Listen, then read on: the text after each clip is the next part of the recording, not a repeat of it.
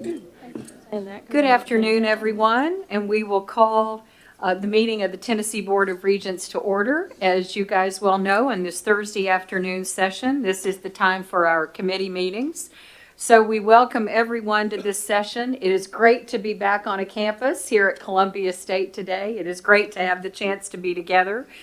We thank President Kelly Key Carroll and the crew from Hohenwald for treating us to a nice luncheon. And we especially thank everyone at Columbia State who has come together to make this two-day meeting possible.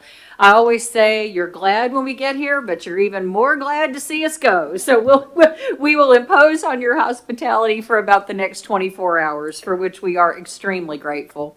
Regent Green just told me that she just finished her campus tour and how impressed she was to see this campus. And we had a little conversation around lunch, a few of us, of just what an outstanding place this is. So it is very special to be here. Chancellor Tidings, before we begin our committee meetings, do you have any announcements for us? Only to say also, echo what you just said about thank you to Columbia State, to TCAT Hohenwald and TCAT Pulaski for hosting us here today. We are very excited to be out, as you can tell. We are talking and enjoying each other's company, and we thank you for hosting us, and we look forward to the great 2 days that we're going to be spending with you. Thank you very much. Thank you.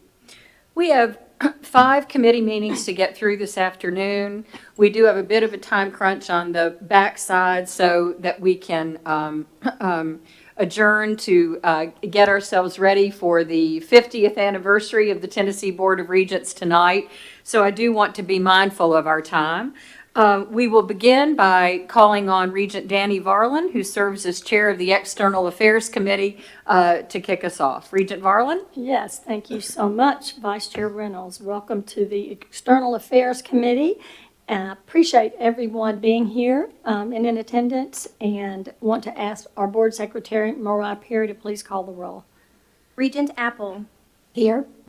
Regent Green. Regent Hatch. Here. Regent Powers. Chair Varlin. Here. Regent Wamp. Here. Madam Chair, your board is assembled and you have a quorum. Here he is. Thank you. So seeing we have a quorum, we will proceed. And the first one up I'm going to call is Vice Chancellor Matthew Gann to provide an external affairs update on campus safety and security, TBR Police Department, Government Relations, Marketing and Digital Strategy, and Strategic Advancement. That's a lot. All of that. And good luck. There's only about 25 pages here, right? So, good afternoon, Chairman Varlin, Chancellor, and Regents. As you know, I am not Dr. Kim McCormick. I have gray hair, and I'm a tad bit taller than she is, but I am filling in for Dr. McCormick, who, as you know, was in a serious auto accident this past weekend. So, she was adamant I put this in here, so she asked me to wish the board a happy 50th and wishes she could be here to celebrate in our system's successes. I believe I speak for the entire external affairs team and her colleagues at the system office in wishing her a restful, speedy recovery. There we go, better? Okay, restful, speedy recovery, and we'll look forward to having her back full time with us in the near future.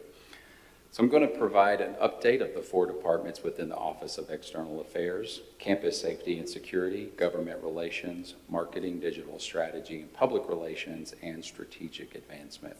I'll begin by calling our new Assistant Vice Chancellor for Campus Safety and Security and TCAT Chief of Police, Michael Williams.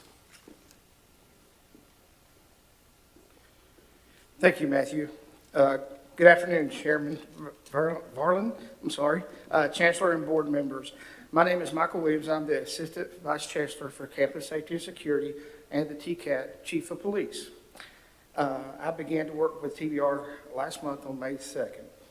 The TCAT Police Department was made possible by the passage of the legislation, Senate Bill 2897 and House Bill 2882, carried by Senator Bo Watson and Representative Patsy Hazelwood.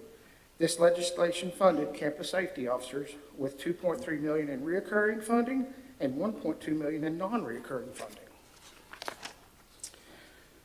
The vision of this agency includes providing top-notch annual training and specialized law enforcement training to our community college partners, in addition to our police officers. We will also develop a strong emergency management capability within the TBR Police Department and provide support to our sister agencies should the need arise.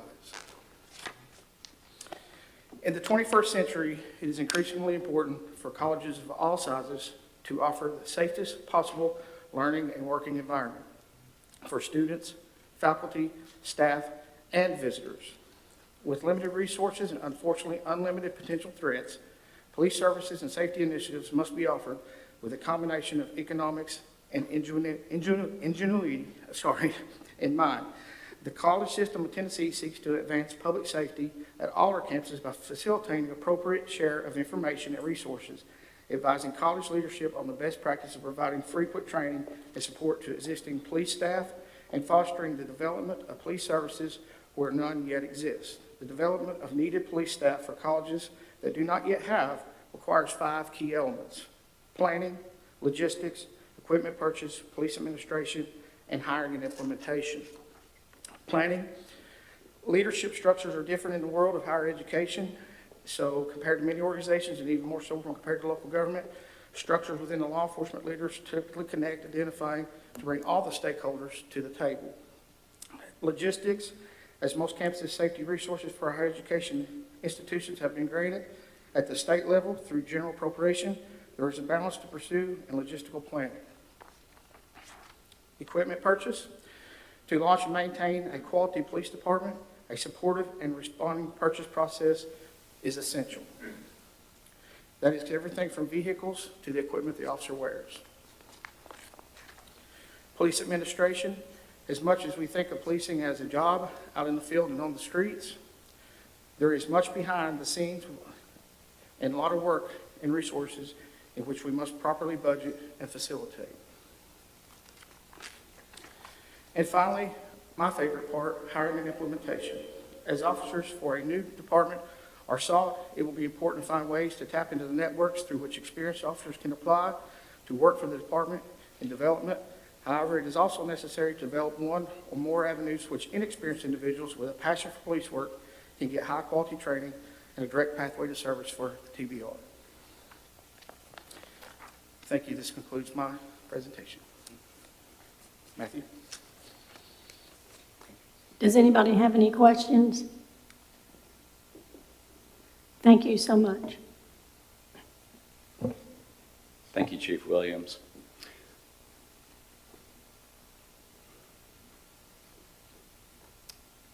Now for government relations. The second session of the 112th General Assembly adjourned on Thursday, April 28th. The Government Relations Department tracked hundreds of bills throughout the 22 session, and close to 200 of the bills tracked were passed into law. The team this year included Tiara Thomas, our outstanding government relations intern from TSU, Sherman Greer, Associate Vice President for Government Relations, Advancement, and Community Affairs at Southwest Tennessee, Bethany Lay, Vice President for Development at Columbia State, Marilyn Roddy, Director of Major Gift Development at Pellissippi, as well as Chuck Grimes, Director of Operations for External Affairs, John Williams, Assistant Vice Chancellor for Government Relations at the System Office, and Kim McCormick, our Executive Vice Chancellor. A great team. As you know, we have 6 broad-based legislative priorities that we advocate for on behalf of all TBR colleges. We share these priorities with members throughout the session, and we are very thankful for their support we have received from the administration, legislative leadership, and all members of the 112th General Assembly. At this time, I will walk you through an update of a few notable bills the team tracked this session. Additionally, you have a complete legislative compilation in your printed materials in front of you. John Williams and Brian Labs are available to answer any questions from the committee as we go along. First up is Senate Resolution 84. Senate Resolution 84 confirms Governor Lee's reappointment of Regent Reynolds to another 6-year term on the Board of Regents. Vice Chair Reynolds did an outstanding job testifying in the Senate Education Committee on March 2nd, and unsurprisingly, the resolution passed unanimously. Next is Public Chapter 1142. It's aimed at preventing an employer from unduly coercing an employee who is a public servant. The bill creates a Class E felony if any employer or an agent of the employer acts on behalf of the employer by means of coercion. And this includes influencing or attempting to influence an employee who is a public servant to vote or not vote in a particular manner, and influences or attempting to influence an employee who is public servant to resign as a public servant or unnecessarily recuse themselves from a public body. Public Chapter 721 makes changes to the Open Records Statute by requiring a record custodian to cite the state law prohibiting the disclosure of a public record if the denial of the public records request is based on state law. This legislation also clarified the forms of ID we may request to prove that the Tennessee residency of a person requesting those records.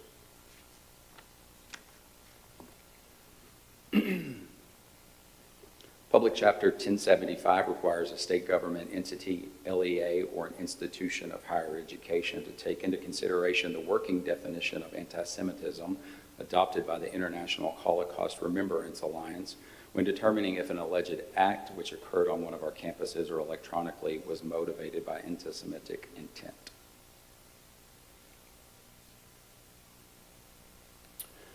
Public Chapter 946 will help to encourage more high school students to pursue career and technical education. The legislation requires the State Board of Education to develop an Industry 4.0 diploma distinction for high school students who are interested in pursuing a career in a high-need, high-skill industry after graduation. Students who pursue this graduation distinction will take 9 courses in career and technical training in their junior and senior years, some of which will be a substitute for those required math and science courses. Public Chapter 1080 is legislation aimed at aligning Tennessee's uniform grading system for students enrolled in grades 9 through 12 with that of other states for financial aid purposes. The legislation changes the current 7-point grading scale to a 10-point grading scale so the students aren't at a disadvantage relative to students in other states when competing for financial aid.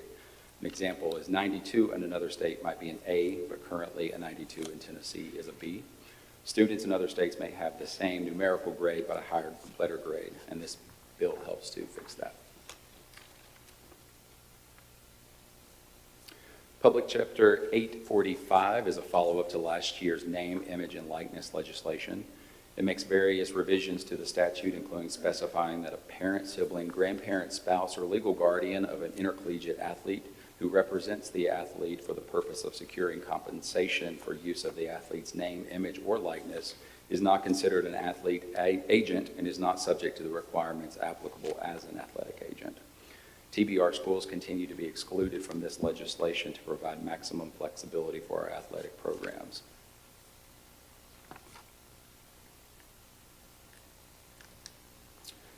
Public Chapter 1005 prohibits male students from participating in intercollegiate or intramural sports that are designated for females and that are sponsored, sanctioned, or operated by a public institution of higher education or by a private institution of higher education whose students compete against public institutions.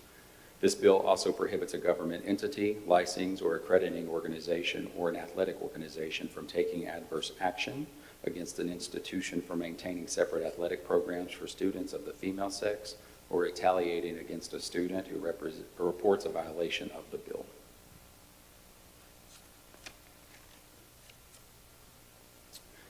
Public Chapter 884 comes as a recommendation from the Tennessee Commission on Education, Recovery, and Innovation. As amended, the bill requires by the 2023-2024 school year each TCAT to partner with an LEA in the county in which the TCAT's main campus is located to offer early post-secondary opportunities at the high school and the LEA. We worked with Representative Wright on the language of the amendment to give our TCATs maximum flexibility within the parameters of this legislation. Public Chapter 967 requires THEC to comply with the policies of the State Building Commission concerning capital projects affecting public institutions of higher education.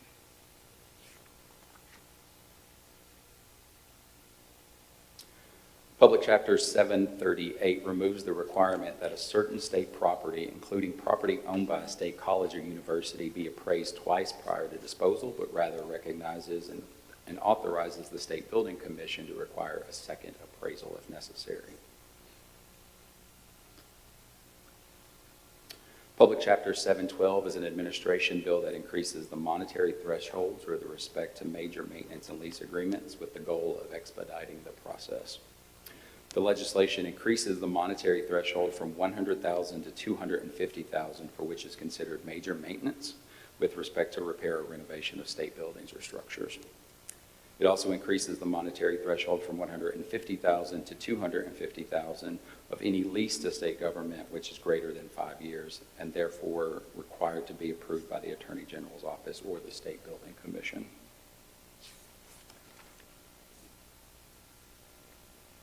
In October of 2021, the third extraordinary session of the 112th General Assembly resulted in a passage of the Omnibus Covis bill, the provisions of which are set to expire July 1st, 2023.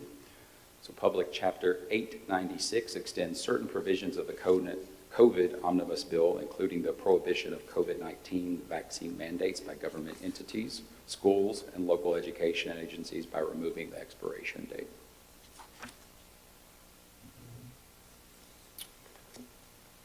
Currently, each institution of higher education in the state must annually report statistics to the FBI for crimes occurring on the institution's campus for publication in a report by the TBI.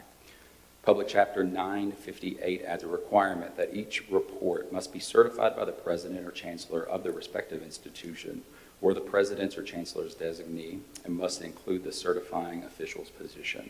The TBI must include the name and position of each such certifying official in the annual compilation of crime statistics reported by the higher education institutions.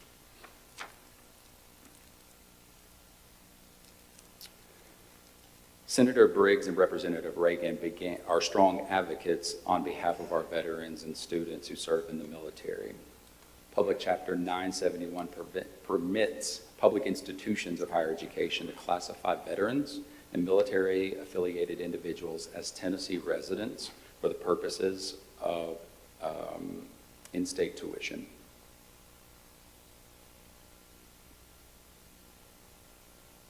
Senator Ben Ashley Opportunity Grant provides grants to Tennessee students enrolled at independent nonprofit colleges and universities based on the need or the financial need of the student. Public Chapter 1018 extends eligibility for the Senator Ben Ashley Opportunity Grant to Tennessee resident students enrolled at South College.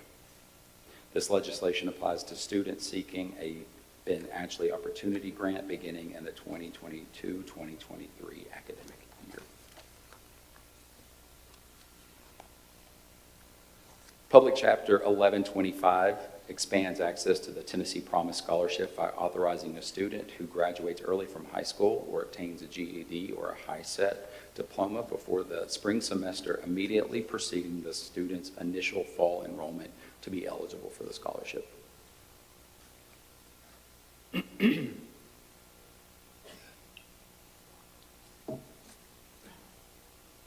Senator Yeager and Representative Powers continue to be strong advocates for our middle college programs.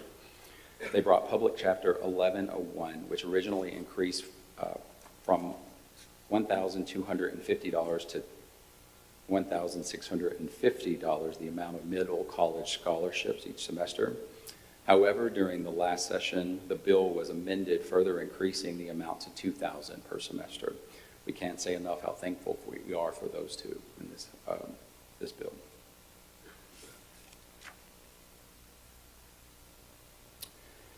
In 2020, THEC brought the FAST Act, which was the first comprehensive cleanup of Tennessee's financial aid statutes in a number of years.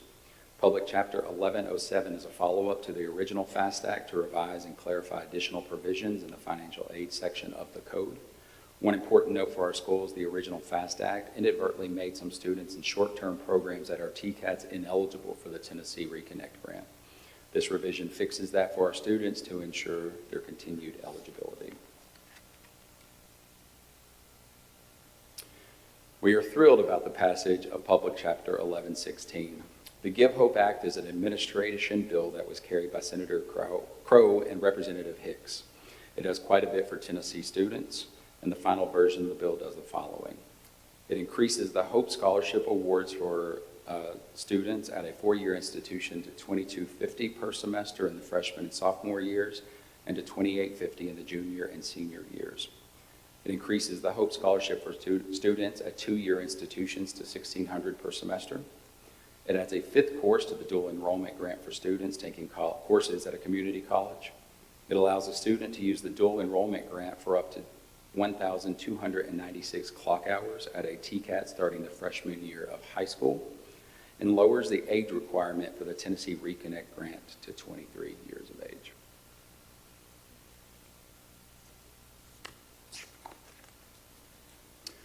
Public Chapter 684 authorizes the ambulance services to operate an additional 15 EMT/AMT training centers throughout the state. Prior to the session, we began discussions with the Ambulance Services Association on ways to partner to meet Tennessee's critical need for additional EMTs. We are still finalizing the details, but we are grateful to Senator Lumberg and Representative Crawford for adding language to the final bill to encourage these types of partnerships going forward. Public Chapter 992 is an administration bill carried by Senator Bailey and Speaker Pro Tem Tim Marsh. The bill establishes a third-party skills testing program within the state in order to address the state's needs for additional truck drivers. The bill also authorizes the issuance of a Class A or Class B license to an individual who is 18 years of age or older in certain circumstances, as well as allows the Department of Corrections to create a CDL training program for certain inmates in their custody.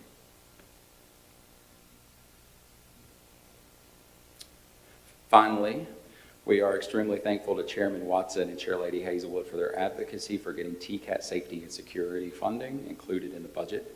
Both filed budget amendments to provide the much-needed funding for the campus safety officers. We're excited to announce that the final budget included $2.3 million in recurring funding and $1.2 million in non-recurring funding for our campus safety officers.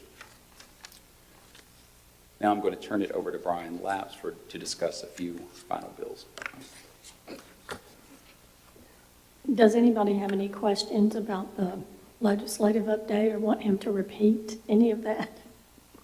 Oh, I can ask earlier or later, but going back to the front page and the Public Chapter 760 and 884, I don't understand it, and it does sound fairly significant, so if we could address that in a few minutes, that'd be great. Thanks. Thank you.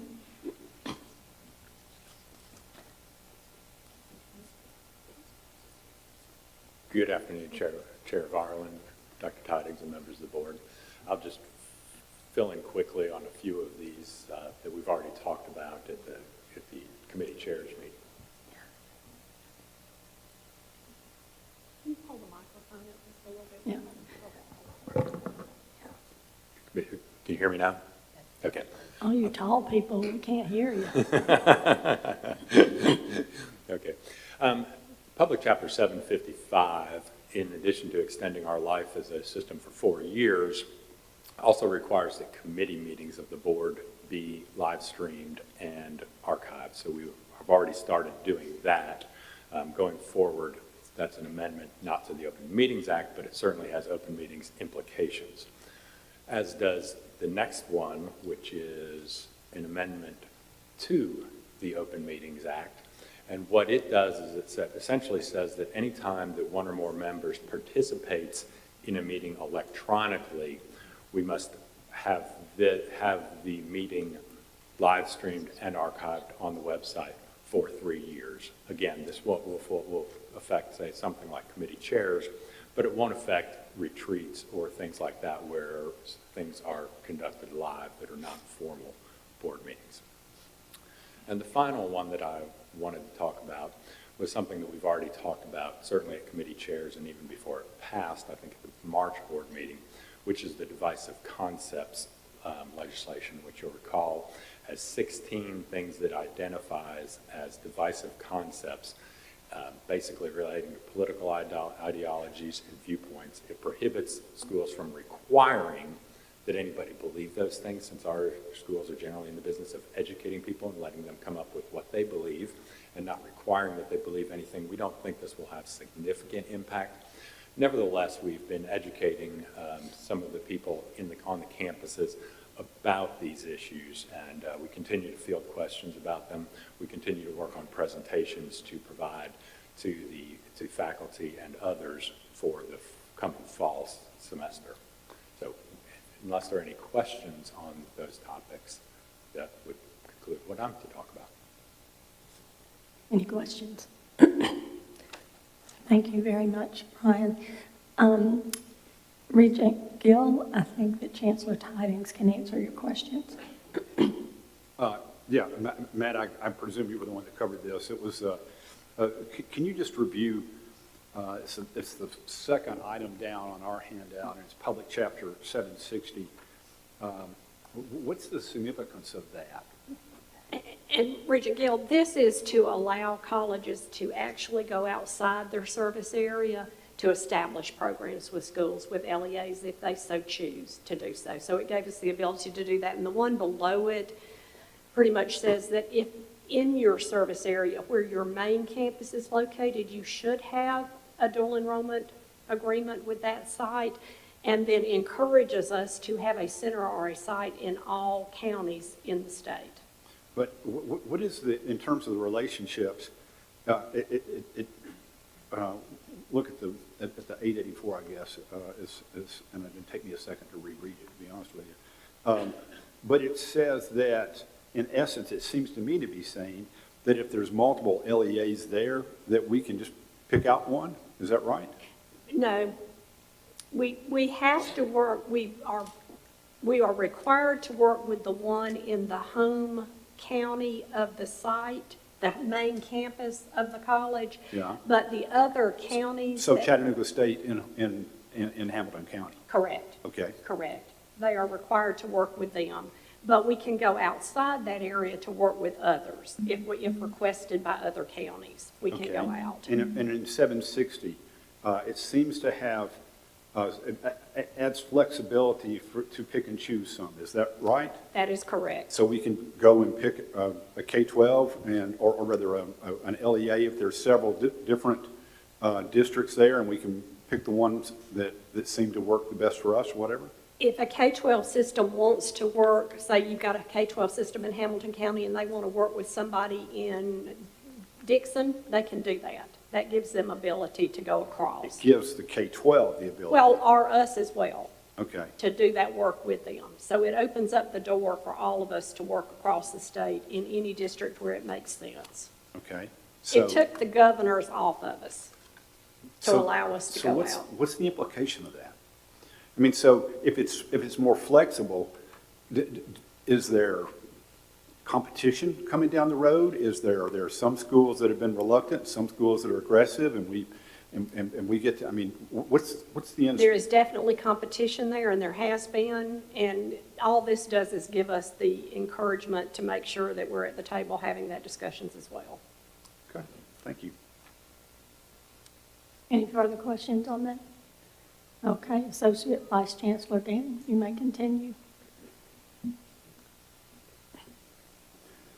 So of the 132 members of the General Assembly, 15 members of the House and 2 members of the Senate have decided not to run for re-election. So the 113th General Assembly will have many new faces for us.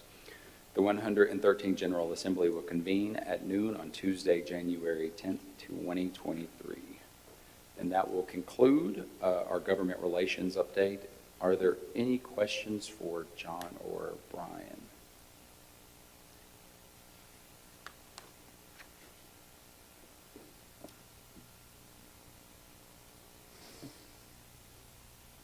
I will continue on with marketing, digital strategy, and public relations.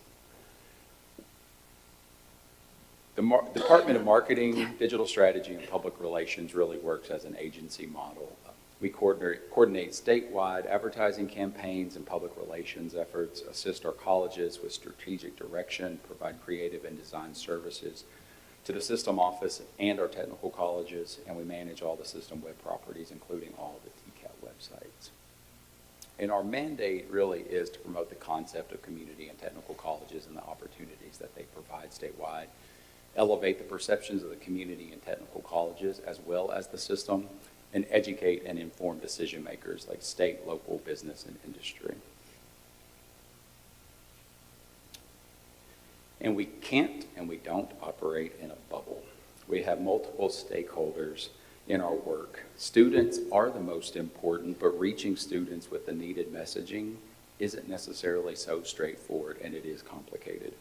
We need to reach teachers, parents, grandparents, mentors, business leaders, legislators, and local governments, all of whom make impactful decisions based on our system and our students. And this is where marketing meets digital meets PR, and it all works together. We gather data from multiple sources, including our own amazing data team within the Office of Policy and Strategy, and I can speak for, I believe, the entire system office and the presidents in our campuses that I do believe we have the best system-level data team in the country, and a lot of us, we could not do our jobs without them. So thank you, Russ, and your whole department, Amy, Melissa. And we do this with daily, monthly, and yearly data reviews from the information provided us with them and other multiple sources. We do internal and external market research. We have monthly meetings with the community college CMOs, biweekly TCAP President's Marketing Advisory Group, yearly marketing retreat, and we are adding with the Office of Student Success an enrollment marketing advisory group.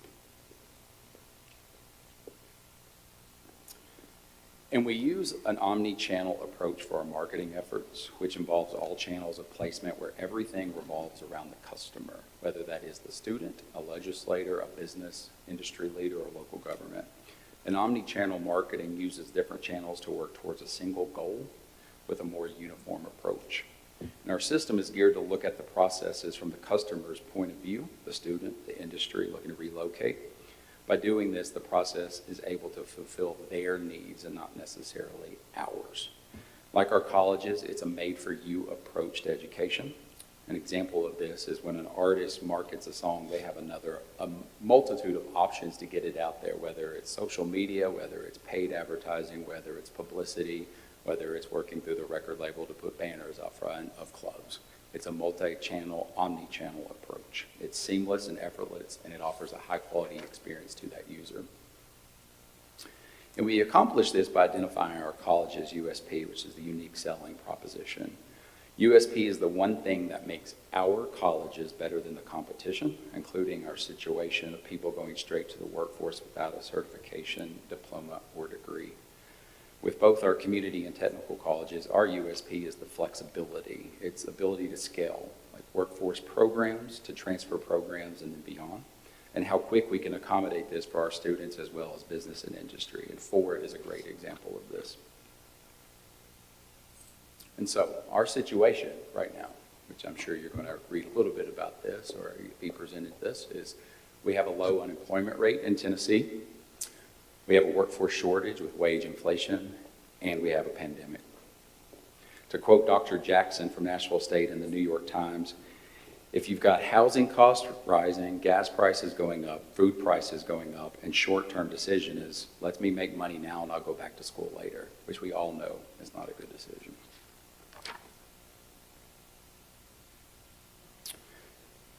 And so, our campaign for community colleges this spring and summer is centered around the updated Career in a Year, a successful campaign we have ran over the course of several years. This year, our themes are Advance Your Career, A Brighter Future, and Equip Yourself for the Future. In a year or less, you could launch a new career that offers a new beginning and a strong foundation for the future, a career that provides security and create stability. A career that's in demand today and will still be tomorrow. At Tennessee's community colleges, you can start your new career in a year or less, and you can most likely attend tuition-free. In a year.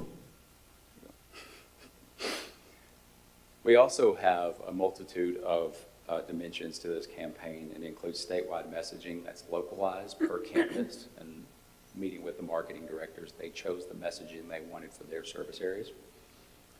It includes a very robust digital platform with digital ads served, TikTok, Instagram, all the good things. And it's really centered around a career that's in demand today, but will still be tomorrow. Additionally, for our TCATs, Our goals are to increase awareness and consideration for the TCATs and technical education, increase awareness for transfer-eligible programs into community colleges, and increase general lead volumes through a partnership with Student Success and their CRM implementation. And our tactics are public relations services. We offer design services, toolkits, standardization of materials, and hopefully future targeted and statewide advertising campaigns when funding is made available.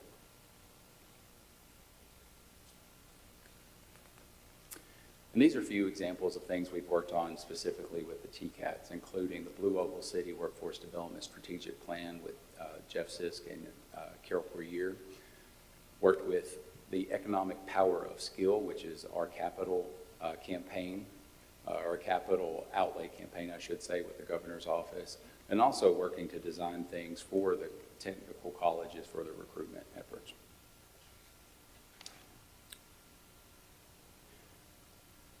Additionally, we are working through the availability of READY grants through, the Office of Student Success and Perkins, wrapping a bunch of trucks that are moving billboards throughout the system. I believe right now we are working on probably about 10 wraps.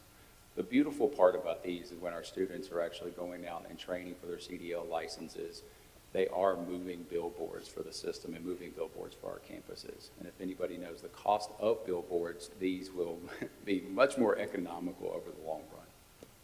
And they will be standardized throughout the state.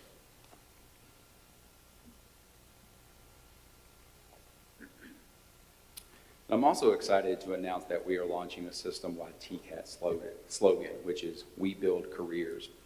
It's more than a job, it's more than right now. We're equipping our students with skills for the now and the future.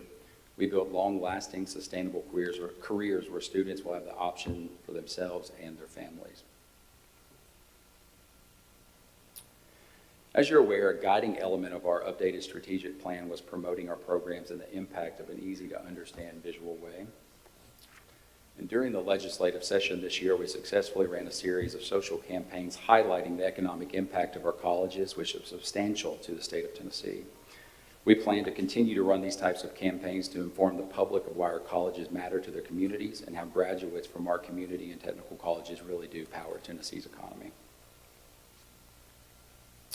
And lastly, I want to acknowledge the marketing team who all have a passion for higher education.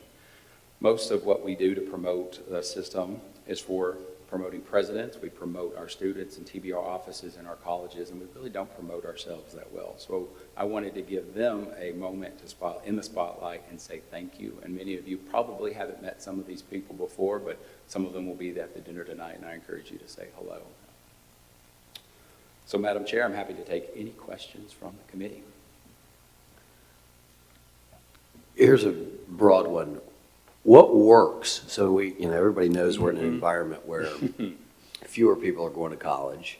I'd be fine if that only applied to four-year colleges, but it obviously has affected our system and systems like it. So, like, what messaging? I mean, it's a interesting part of being able to advertise on TikToks and Instagrams. You're getting some feedback immediately on what messaging works, and I'm particularly curious on the technical side. What messaging is resonating. Mm-hmm. And this is an interesting time. I think we've all talked about that. In the past, what has worked, especially for that 16 to 18-year-old, is very quick messaging, quick videos. TikTok is one of those to get just the idea of what we're doing in front of them. But right now, we're really concentrating on that adult platform, trying to get people that necessarily are possibly underemployed, or when the economy is dipping into a possible recession, as it possibly is right now. Don't want to hope for that by any means, but those jobs that people can go out and get right now without any sort of certification that are paying very well, most likely are going to be the first jobs to go. So right now what we're trying to do is build that sense around career. It's not the job in the moment, but it's what's happening that can provide you with a job now, but also a job in the future. And we'll have some more metrics on this one, probably within the next 30 days or so, and how the campaign's going. And I'm very happy to send you those and share those with the entire committee.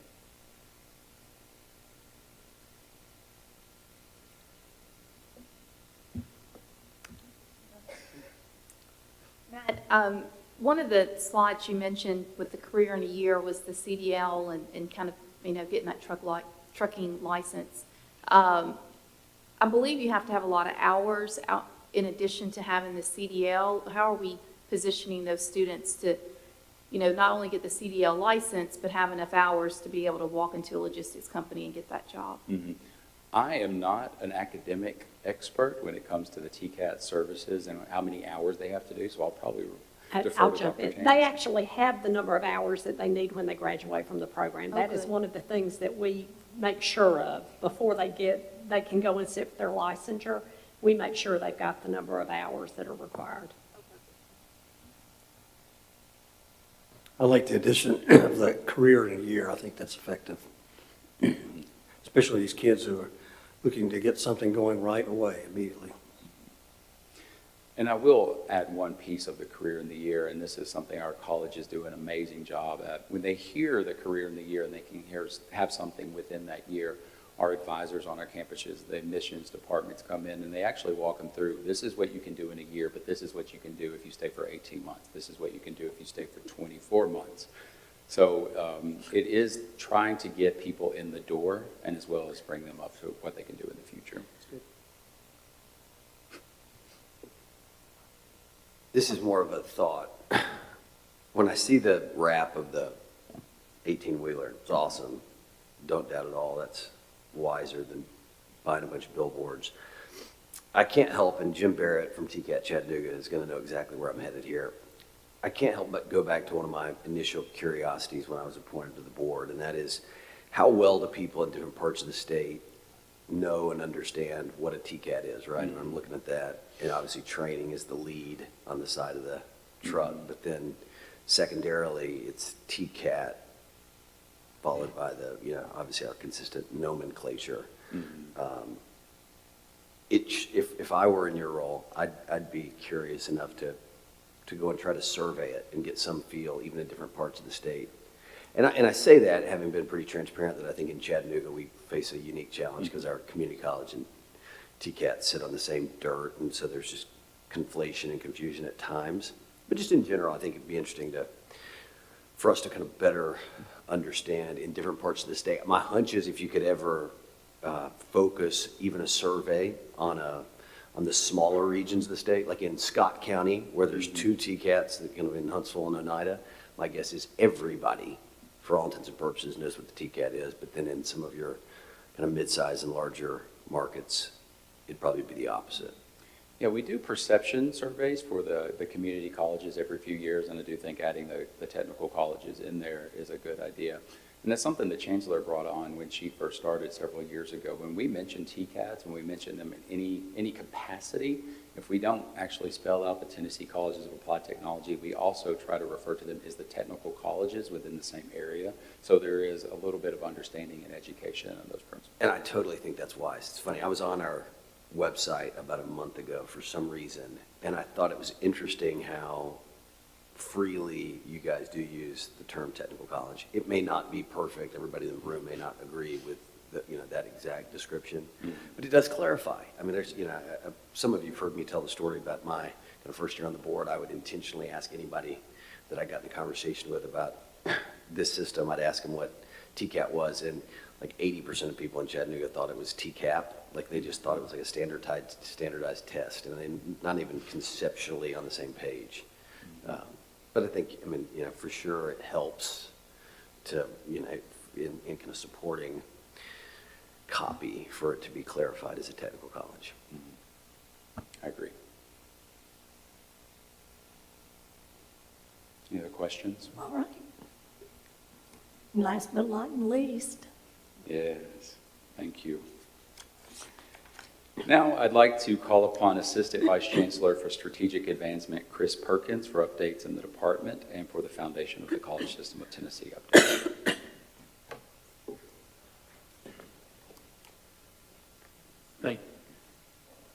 I learned my lesson. Thank you, Matthew, and thank you, Chair Varlin and Vice Chair Reynolds and Chancellor Tidings and everyone for allowing me to be up here in front of you today. It's hard to believe that we have completed year 4. July 1, 2019, I got the honor to start here, and get to work on this project and get the foundation up and running with all the help that I've had along the way. And we've now completed year 4, and I can tell you that year 4 was a really good year. Well, we've almost completed year 4. We've got a couple of weeks before the end of the fiscal year. I just want to thank all the presidents that have, along the way, have jumped in and embraced fundraising in their communities. And without the report you're going to see today from our foundation treasurer and finance committee chair, Eric Kleinite, is a culmination of all their hard work, our foundation staff, Carol, and Chancellor and Kim and everybody that's helped along the way. We're really excited to present this to you today, and I can tell you we're really good in our office at keeping secrets. Regent Varlin at SOAR, you did not know you were winning your award. Vice Chair Reynolds, you did not know year 1. Carol, you didn't know you were getting a Soaring Eagle. So if you ever need a secret kept, come to our office. We'll keep it for you and go from there. But I'm proud to introduce our treasurer, Eric Kleinite, to present to you today. Thank you. Good afternoon. Thanks for having me. Wanted to say first, Matthew's presentation, I think one of the things he said was these omnidirectional marketing plans were effortless, and he certainly made it look that way, but for me, that's anything but. So he's doing a great job. That was very impressive. Just wanted to give you guys a quick report on a few things, just take a few minutes, but I'm going to talk about the funds that we're raising for the foundation, the assets that the foundation now holds, and then the scholarships and the awards that we're giving, which are the point of the whole thing. So I'm a money guy. I kind of frame things with money. So for me, if you look at this, if this were a stock, and you held the stock starting in fiscal year 18 to now, you made 1,100% in your stock. And only one other stock that I know of has done that, and that's Amazon. So it's pretty darn good, from 88,000 to almost 1.1 million in funds raised so far. So it's very, very impressive what has been done. I wanted to kind of show where these funds are coming from. And, you know, one thing to note, you can kind of see each year the largest amounts. Each year, the largest amount has gone up from 20,018 to 300,022. So again, very impressive. And a lot of this is just, I say simple, and it's easy for me to say simple. I don't do the fundraising, but sometimes it's just as simple as Chris and his team with the presidents of the university or the community colleges and TCATs putting industries together with their services and saying, hey, we offer this. Did you know that? And you can see the result of what happens. It's really impressive. Also, I have to point out in the middle, on the bottom here, that first 21, or, you know, it's always nice to be able to say you've got a $20,000 donation from the WWF. Who can say that, right? So that's, thanks to President Cheney, that was a reality for the foundation as well. So very impressive fundraising for the last handful of years. As far as assets, so again, you know, we're raising a lot of money. You can see in 14 we were about 700,000. Right now we stand at just shy of 2.4 million.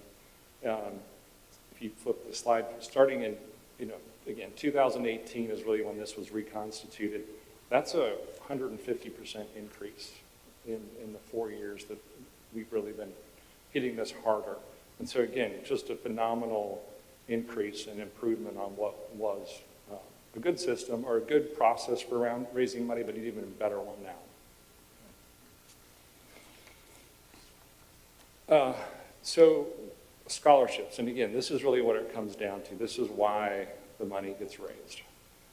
You can see here, you know, again, scholarships were given all the way back to 2010. 2015, it started to increase, kind of dropped a little bit again, but it's been steadily increasing ever since 2018. And if you flip up to the next slide, I'm a bar chart guy, sorry. The column don't do much for me, but if it does, you can look at those too. So not only is the foundation increasing its assets, it's also giving more money than ever before. So we've given this last year $230,000 in scholarships and awards. And I can tell you those go to very good people that need those. if you get a chance to read the applications for these, it's heartwarming and heartbreaking at the same time. I mean, people that are having to borrow steel plates for their welding classes until they get paid the next week, or don't have proper gloves and burn their hands because they don't have that. So it's very rewarding, and again, this is, for me, why we're on the foundation and why we raise the money. So again, those are the three kind of capstones of what I wanted to cover. I also wanted just to mention that we're also working on an endowment to make this a long, build something that's going to last a long time. And we're in the process, we're almost there, we're getting close, it takes a little bit of time. But again, in short, Chris and his team, the presidents, they're all doing a fantastic job of raising money, and then again, more importantly, giving it to the people who really makes a difference for them.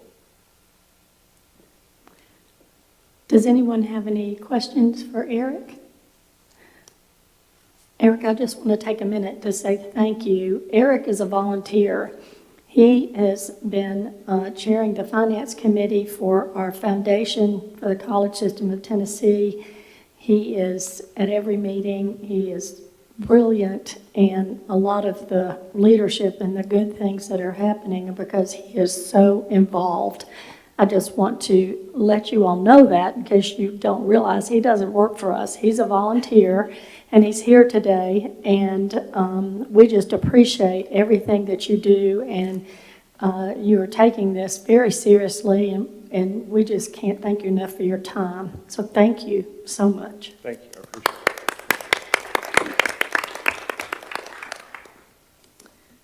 Okay, if no one else has any questions, I think this is all information items. Do you have anything else to add, Associate Vice Chancellor I Dean? do not. Thank you Yeah. for having us today.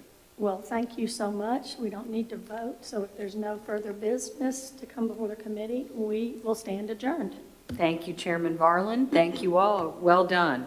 And welcome again to Chief Williams. He's going to do a great job with TBR Police Force.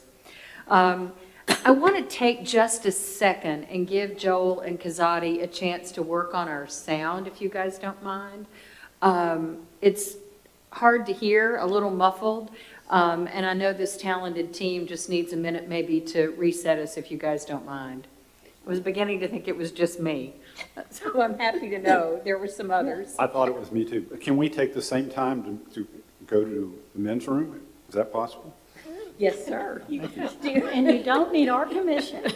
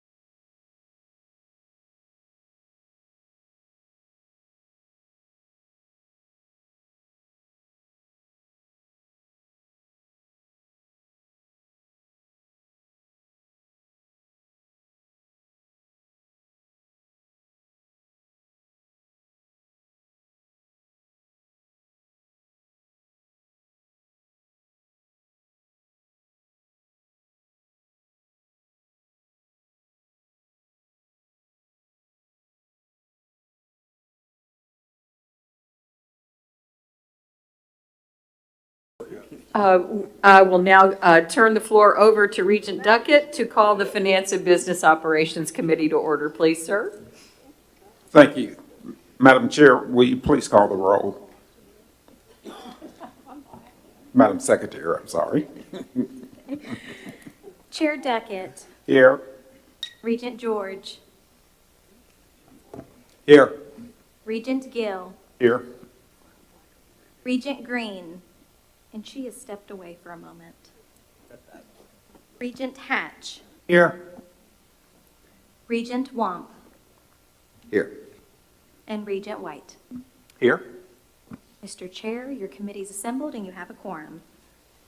Thank you, Madam Secretary. Related to the consent agenda items, members, please recall at the committee chairs meeting, we were briefed on the following 3 policy items, and materials were provided on our website. Unless anyone has a question about a consent agenda item, we will act on all 3 items with one voice vote. The consent agenda items are revisions of TBR policies 4.01.03.00, fees, charges, refunds, and payments for community colleges, which is 4.01.03.01, fees, charges, refunds, and payments for TCATs, and 4.01.00.02, institutional financial performance review. Does anyone have any questions pertaining to these revisions? Hearing none, can I get a motion to approve the policy revisions? So moved. Thank you, Regent Gill. Is there a second? Second. Thank you, Regent White. This requires a voice vote as indicated earlier. All those in favor say aye. Aye. Any opposed? I'm sorry, did you have a question? Oh. Motion is approved. I look this way all the time. Yeah. The second agenda item is the review and consideration of tuition, mandatory fees, and non-mandatory fees for academic year 2022-2023. I will now ask that Executive Vice Chancellor Gibbs summarize the staff's recommendations. Thank you, Mr. Chairman. Before we talk about tuition and fees, I just want to kind of go over the general financial environment or the economic conditions that we're working in at this point in time. If you'll recall, the FTE enrollment for the community colleges for fall 2021 was down approximately 18% from fall 2019. And again, this was because of disruptions related to the pandemic and really the overall strong jobs economy that we're in now. 8 out of the 13 colleges are projecting basically flat enrollment for the fall, no growth or no decline for next fiscal year. And 5 of our community colleges are projecting an average decline of about 5%. And typically, they tend to be a little conservative with the projections, so I think we're probably projecting for the worst and hoping for the best here. Additionally, we've got to keep in mind also that inflation is running at over 8% now. So those are some of the challenges that we're facing. But on the other hand, there are some things that are promising as well that we're seeing. It's still very early at this point, but fall applications are up about 7% on average for the community colleges. And we also want to keep in mind that the CARES Act funding or the HERF funding that we've received for the past couple years will also be available again in fiscal year 22-23. It had originally been scheduled to expire at the end of 22, but it has been extended for another year, and that can help our colleges with lost revenue that they may still be experiencing. Again, we're kind of hoping we're hitting the bottom and things are turning around, but if not, we can lean on those federal funds to help cover our lost revenues. Also, state appropriations funding, as you'll recall, for the outcomes-based funding formula for all of higher education this year was $90 million. I mean, that's a historic level of investment for our colleges and universities.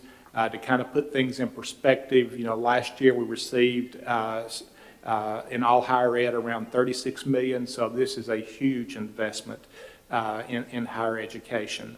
Also, a 4% salary pool has been funded by the state, and altogether for our system, we have received over $65 million in recurring investment for next fiscal year, and approximately $435 million in non-recurring investment. So that's almost a $500 million investment for the Tennessee Board of Regents system alone. So again, I think we've got some very positive things that's working in our favor as well. Now we want to take a historic look at our tuition and mandatory fee rates. And here we're looking back 10 years. And as you'll see, over the past 10 years, we've averaged about 2.6% increase per year for the community colleges and about 2.7% per year for the TCATs. And if you kind of compare that to today's inflation rate, it really doesn't look that bad. Again, if you compare it up against the 8+% inflation that we're experiencing now. So again, I think we've done a good job over the last 10 years holding the increases in check. And here again, you'll see that this actually looks at the community college tuition history, and it goes back actually 18 years. And you can see some years there where it really peaked. And those were some years where there were economic difficulties in the state and appropriations were being reduced. I mean, we see that back in the 2010 through 2012, 13 area. That's when we were in the recession. And we had increases as high as 9.3% at that point in time. But really, I think what we need to focus on are the last 6 years. And if you look at the last 6 years, the highest that any increase that we've had was 2.6%. And so if you think about today's students, probably none of them have experienced an increase of more than 2.6% in their time with our community colleges. And again, we've been able to do this because of the strong support that we've received from the state. And if you look at the TCATs, basically the same picture. Again, I think there, though, we don't have to go back 6 years. Their programs progress much faster. So if you look back even at the last couple years, the highest increase that any of our TCAT students have faced has been around 1.8%. So now, as we look forward to fiscal year 22-23, and kind of set the table for that. On May 19, 2022, THEC met and adopted the following binding tuition guidance for Tennessee's public colleges and higher education institutions. And at that meeting, they set a 0% tuition and mandatory fee increase. And again, this is for the universities, community colleges, and TCATs. And typically when I talk to you about this, there's usually a range. I mean, it's 0 to 2%, 0 to 3%, and then the board works, within that range. But this year, they were following Governor Lee's lead, who had expressed his desire or his expectation that there would not be a tuition increase this year, given the historic investment that he was making in the outcomes-based funding formula. And so to that end, THEC took their action. And as we look ahead at the next few slides, I think this is probably going to take the suspense out of what we're going to see on the next couple slides, but we'll move on to our recommendation. So for the community colleges, for the current fiscal year 21-22, you see the rates. And again, consistent with the governor's expectation, we are proposing no increase in tuition or mandatory fees for fiscal year 22-23. You'll see the rates are exactly the same for in-state, out-of-state, dual enrollment, et cetera, for 22-23. For the Colleges of Applied Technology, the TCATs, again, the same thing. We're proposing no increase for next fiscal year. So now we'll take a look at the non-mandatory fee requests. And there's a couple items here that I want to address with you. One is related to the establishment of a dual enrollment course fee or access fee, and the other relates to the campus online fees. Next slide, please. Specifically related to the dual enrollment access fee, this year there was dual enrollment grant legislation that was passed, new legislation, and that legislation funded the dual enrollment grant. It set it at a level that it would fund full tuition for the eligible dual enrollment students, and it would also fund a 5% miscellaneous course fee or a miscellaneous access fee. Now, during the current year, we are assessing the dual enrollment students regular maintenance fees that all students are paying, and we're assessing them a $10 technology access fee. Now, we've got the authority. We could have assessed all of our mandatory fees to the dual enrollment students, but instead we opted to only assess the $10 technology access fee.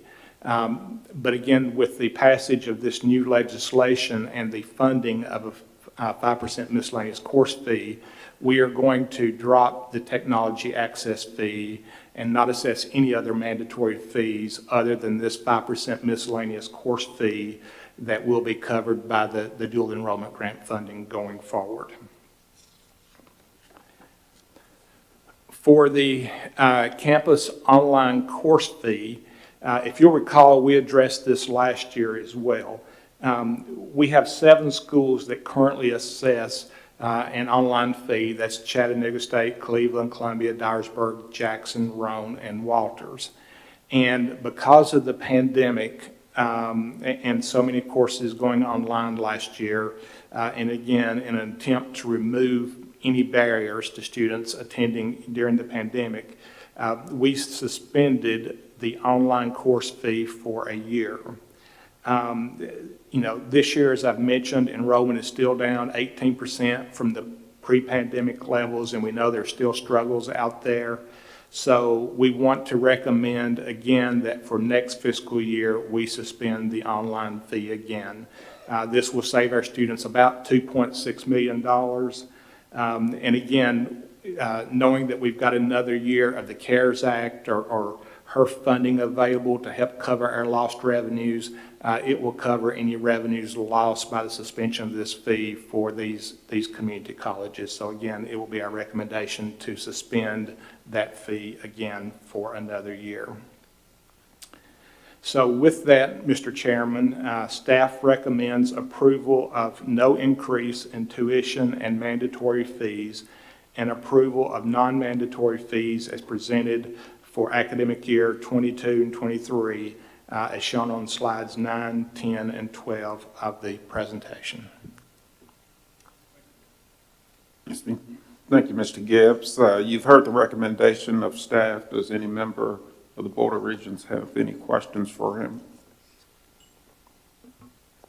Hey, Greg, I've got a question, and I'm fully supportive of what we're looking at here, but Danny, given your experience and given kind of what's going on in the world with a lot higher inflation and probably CARES Act money running out at some point, I would assume, if you think out, over 2 or 3 or 4 years, what would you expect for the type of tuition increases that we'd be needing to think about? Well, I think, again, that will all depend on the level of state support that we receive. I think, if you look back over 10, 12, 15 years, there's kind of a relationship between tuition and fee increases and the amount of state support we get. So I think as long as a recession doesn't really drain state resources. I mean, I think there's a commitment at the state level to continue to fund, higher education well. So if that's the case, I know there's certainly interest from the administration to keep tuition and fees low. So I think as long as they do that, and there's, again, not something, really unforeseen like a real deep recession that could impact their ability to support us, I think the recommendation going forward will still be very low and reasonable. Any other questions or comments? Yeah, I'd be curious just for an overview of the $65 million and how you expect that it ends up being distributed across the system. The $65 million in the recurring funding.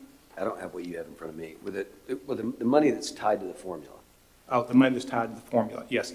We have that information. We pretty much follow THEC's recommendation on that. They go through a calculation and provide us the amount that they recommend to allocate to each of our community colleges. Now, we do have the flexibility to change that, but we've never done it. Again, this is an outcomes-based funding formula, and we want each institution to kind of stand on its own bottom as far as what they've earned through the outcomes-based funding formula. So I think it would take something real drastic for us to change that, but we pretty much follow the model that THEC provides us, and again, it's based on each individual school's outcomes. So that's how it's distributed.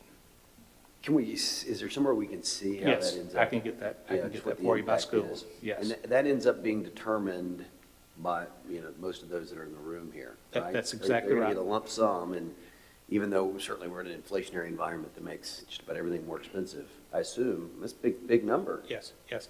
And yes, once they receive their individual appropriation for their school, they go through their own internal budget process to allocate those to the areas that they need strategically on their campus. Any other? Hearing none, is there a motion to approve the recommendation that was presented by Mr. Gibbs? So moved. Tom? Thank you, Regent White. Is there a second? Second, Joey. Thank you, Regent Hatch. This matter is a matter that requires a roll call vote. Madam Secretary, would you please call the roll? I'll be glad to. And for the record, Regent Green has joined us and can join in the vote. Chairman Duckett, Aye. Regent George, Aye. Regent Gill, Aye.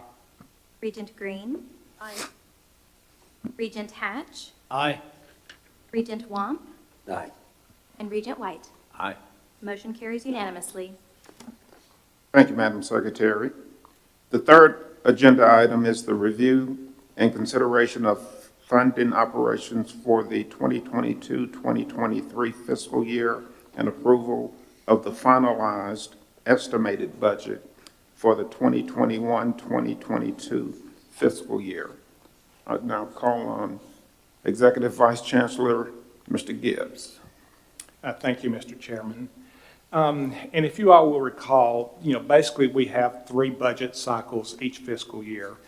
We have the proposed budget cycle, we have the October budget revision, and we have the current estimate. And today we'll be focusing on the proposed budget and the current estimate. The estimated budget or current estimate, that's the final approved budget for the current fiscal year that we're in. And this recognizes things that have occurred during the year, such as enrollment adjustments that have happened throughout the year, grants that's been received, and any final adjustments that had been required because of state budget action.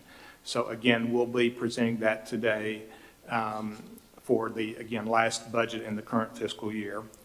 The proposed budget will be for the new fiscal year for 22-23. And approval of the proposed budget provides the system with their budgetary spending authority to begin the fiscal year on July 1, 2022. The proposed budget does not fully recognize factors such as enrollment adjustments, level of grant activities, revenue contracts, et cetera. Estimates are made of those things when the budgets are prepared. But, after fall registration, campuses will have a much better idea on where they stand as far as enrollment and the impact that may have had on their revenues. And so then in October, we give them an opportunity to revise those budgets accordingly. So if we look at kind of where the money comes from, we receive about 62% of our budget from state appropriations, maintenance fees and tuition, and mandatory and incidental fees. We get about $507 million or so from state appropriations and about $303 million or so from maintenance fees and mandatory fees. And these go to pay for all facets of the college operations, each of the functional areas: instruction, public service, academic support, student services, institutional support, fiscal plan, and then scholarships and fellowships. We also get about 4% of our revenue from just miscellaneous sales and services of various educational activities, investment income, private gifts, et cetera. Then we get about a third from restricted sources, and that comes in the forms of federal and state grants, grants and contracts, endowment income, gifts, et cetera. And then on that, about 1% comes from auxiliary funds, and that's typically your bookstore operation, food service operation, and those funds go to pay for those services. Those usually are self-balancing, self-sustaining operations. Now we'll take a look at the revenues, and we'll compare the estimated budget with the proposed budget for next year. And if you'll see, state appropriations, again, is increasing about 12% or about $54 million. And we'll look at this a little bit more on the next slide. You'll see that maintenance fees, tuition, mandatory fees, they're budgeted at about flat. And again, we'd indicated that the community colleges, for the most part, were budgeting flat, or some of them just a little bit down. TCATs are budgeting a little bit of an increase for next fiscal year. So overall, we're looking at about flat on those sources of revenues. Other fees are up a little bit, and that's because in 21-22 we had a write-off of some student fees, and so that lowered the estimates for 21-22.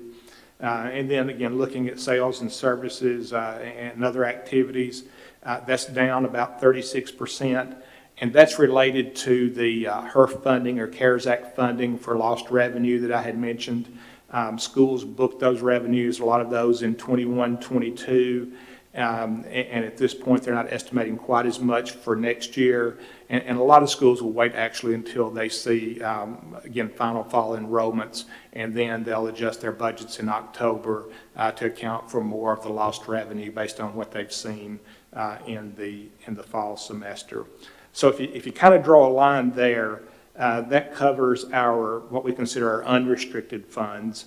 And for the unrestricted funds, they're up about $26 million in total, or about 3% over the current estimate amount. And you'll see then restricted funds are down about 19%. And again, this relates to the HERF or the CARES Act funding. We don't anticipate quite as much of that in this last fiscal year as we had in the previous year. So here we'll kind of look at a reconciliation of state appropriations.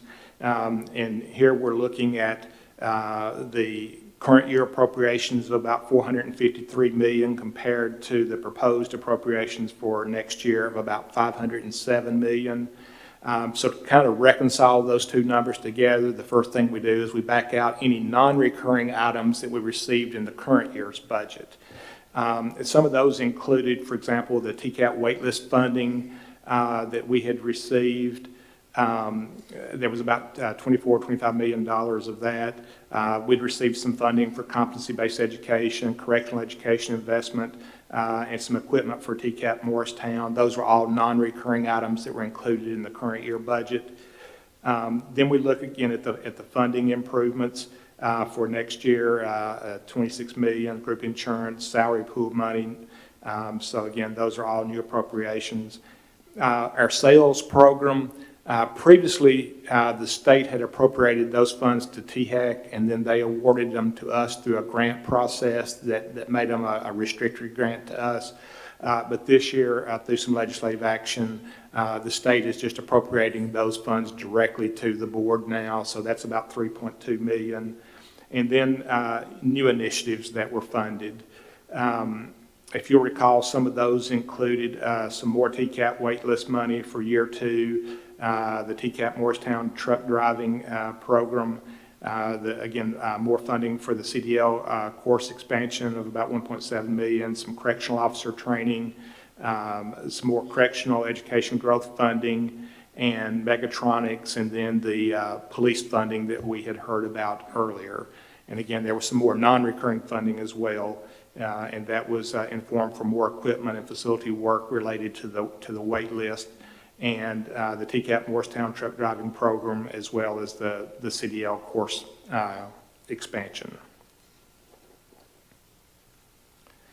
If we kind of glance at revenue sources by sector, the community colleges and TCATs, here you'll see that the community colleges receive about 37% of their funding from state appropriations, and about 26% for tuition and fees, and about a third from the restricted funds.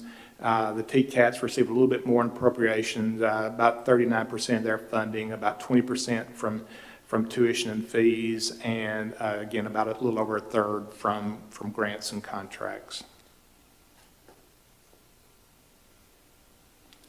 So now we're going to look at the unrestricted E&G expenditures by functional areas. And really, I think what I want to draw your attention to is kind of the bottom line, where you look at total expenditures. They're up about 5%, and as you recall, we had a 4% salary increase that was funded, so that accounts for a lot of the increase that we're receiving. 75–80% of our budgets and personnel and benefits, so that influences that number a lot. And again, with a 4% salary increase, that drives the major portion of the increase in expenditures that we have. That, along with some of the other special funding that we had received. For the unrestricted E&G, and this is expenditure by natural classification, there you'll see salaries and benefits are up about 7%. Again, the biggest portion of that's the 4% salary increase, plus there was some funding budgeted for payments on salary plans. And then also typically in the estimated budget, often we'll see a decline in salary expense there, and that's because sometimes during the year there's positions that have been funded, but they weren't filled for part of the year, and the campus will move some of that funding out to other areas of their budget. But then in the next fiscal year, they'll put full funding back toward those positions. But it drives the budget for salaries and employee benefits down a little bit, usually in the current estimate. Travel is up about 10%, and I think that's just a result of us getting back to more of a normal travel budget now that the pandemic restrictions are being lifted. Again, most of the travel, for professional development and other operational travel. And then the capital outlay is down about 32%. That's some equipment.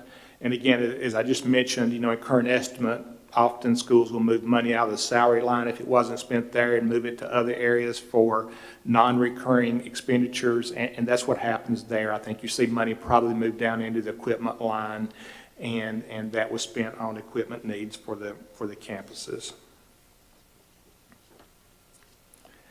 So here's a little bit of a summary of the unrestricted and restricted fund expenditures and transfers. And again, we've covered these, the unrestricted E&G and the auxiliaries. Again, we indicated that restricted fund is down, or will be down, because of the CARES Act funding that will be letting up a little bit in this coming fiscal year. But the one I kind of draw your attention to are the transfers, about $100 million in the current year, and the proposed budget about $14 million, so they're down about 86%. And if we can go to the next slide, I think we've got a little bit of better breakdown of those. Typically, schools will transfer money to 2 or 3 different places. One would be retirement of indebtedness. If they have any outstanding debt obligations, bond obligations, They transferred money to fund the debt service on those. That declined about $1 million this year, and part of that was because of some debt that had been paid off at Walter State. And then you'll see in the estimated budget some large transfers to unexpended plant and renewal and replacement. And those funds in the unexpended plant really are used to support the facilities. If there's any upgrades, renovations, things like that, things that break, that they need to take care of, they use these non-recurring funds that they've set aside for that purpose. Same thing with equipment. Again, each school sets aside money for future equipment purchases as things need to be updated or breaks, et cetera. And the reason you see such a much larger amount in 21-22 than 22-23, if you recall back in November when we presented the financial results of the institutions for the previous fiscal year, we had several institutions that had, through some conservative practices, had grown their fund balance. And typically when we see that, then we will see them transfer those, because those are non-recurring funds, so they can't, rebudget them for salaries or things like that. So what we see is in the estimated process, they'll transfer theirs over to plant funds to be used for non-recurring items in the future related again to plant and equipment. So for fiscal year 22-23, here we're looking at kind of a summary of the budget that's available and applied. We're starting the year in the unrestricted fund with about $190 million balance. And if you kind of look down at the bottom of the PowerPoint there where it shows revenues and expenses, you'll see that for 22-23, the revenue is about $869 million, expenses about $855 million. So that shows that our campuses have budgeted and are living within their means for next fiscal year. And again, about $13 million, some of the excess they're transferring over to renewal and replacements and unexpended plant funds. With regard to position counts, in the unrestricted fund, we have 6,356 positions. The restricted, 521. Overall, 6,877. That's down about 88 from last year, so there were some position reductions across the system with this proposed 22-23 budget. So when I ask for you to approve the budget for 22-23, this is really what you're approving. It will be about a $1.4 billion budget for the current estimate, almost $1.3 billion for fiscal year 2023, and then total authorized positions of 6,877. But before we get to that, I need to talk just a little bit about the LGIs. Here's some information related to their budget, some summary items. This slide and the next slide in a second, we'll share some information related to LGIs. And if you recall, state law and board policy requires that in order to ensure the availability to satisfy both contractual obligations to the Tennessee State School Bond Authority and obligations to that authority's bondholders, the Board of Regents shall have the authority over and have final approval of the operating budgets of each of the state universities. And if you recall, this kind of happened with the Focus Act when the LGIs then had their own boards. Because of some old bonds and debt covenants that had been issued when they were a part of the Board of Regents, then we were still responsible for some oversight of their budget to basically make sure that they can meet their debt obligations. And then even going forward, the state can just get better rates if they look at the universities and our system as a whole. So this will continue going forward to where we will be joined in that sense. So today we're going to be looking at and recommending that you approve their budgets as well. Again, if you look at the bottom line, the revenues versus the expenses, each of them have an excess of revenue over expenses. And then on this slide, this shows metrics for their coverage, and they're required to have unrestricted revenues that are at least 2 times the amount of their debt service requirements. And this chart at the bottom there shows that they well exceed those requirements.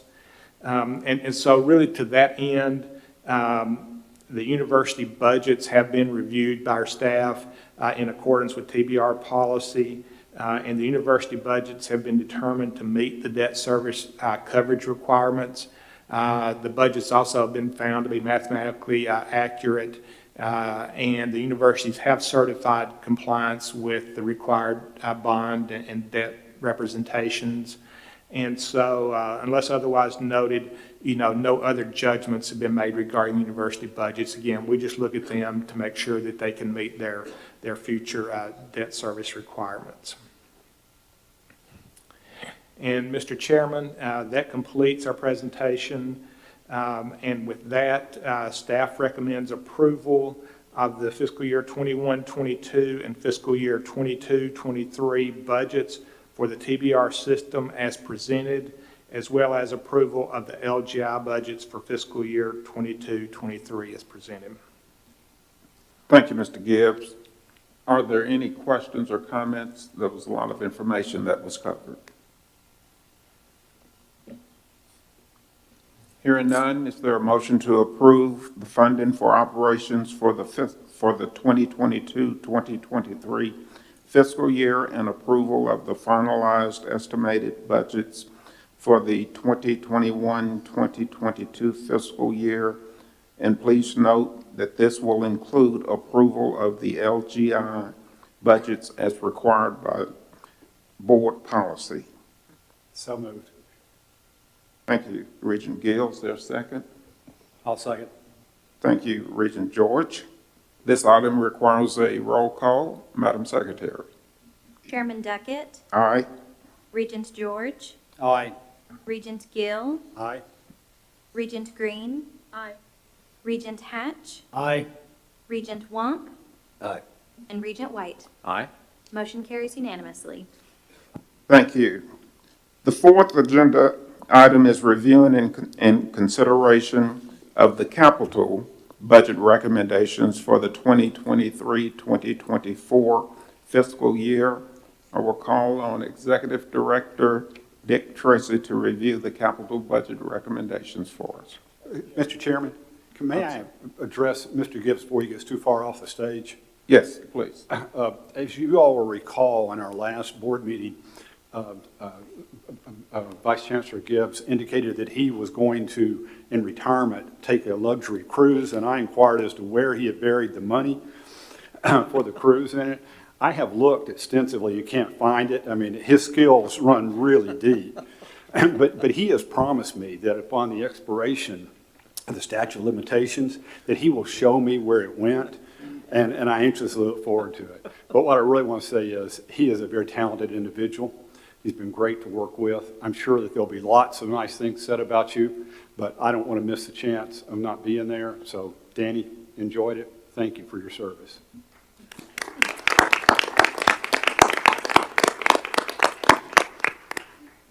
Thank you, Regent Gill. I know where the money is, if you want.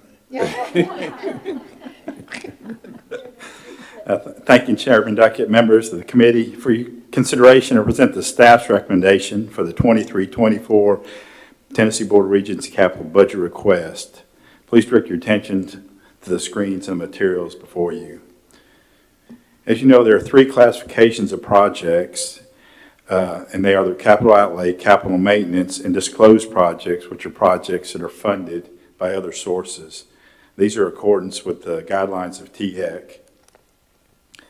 The capital outlay projects that have been analyzed based on the THEC criteria, the 5 categories are state goals and the Drive to 55, campus master plan and strategic plan, project description, the impact on the campus, the THEC space guidelines, and facility assessment and external funding.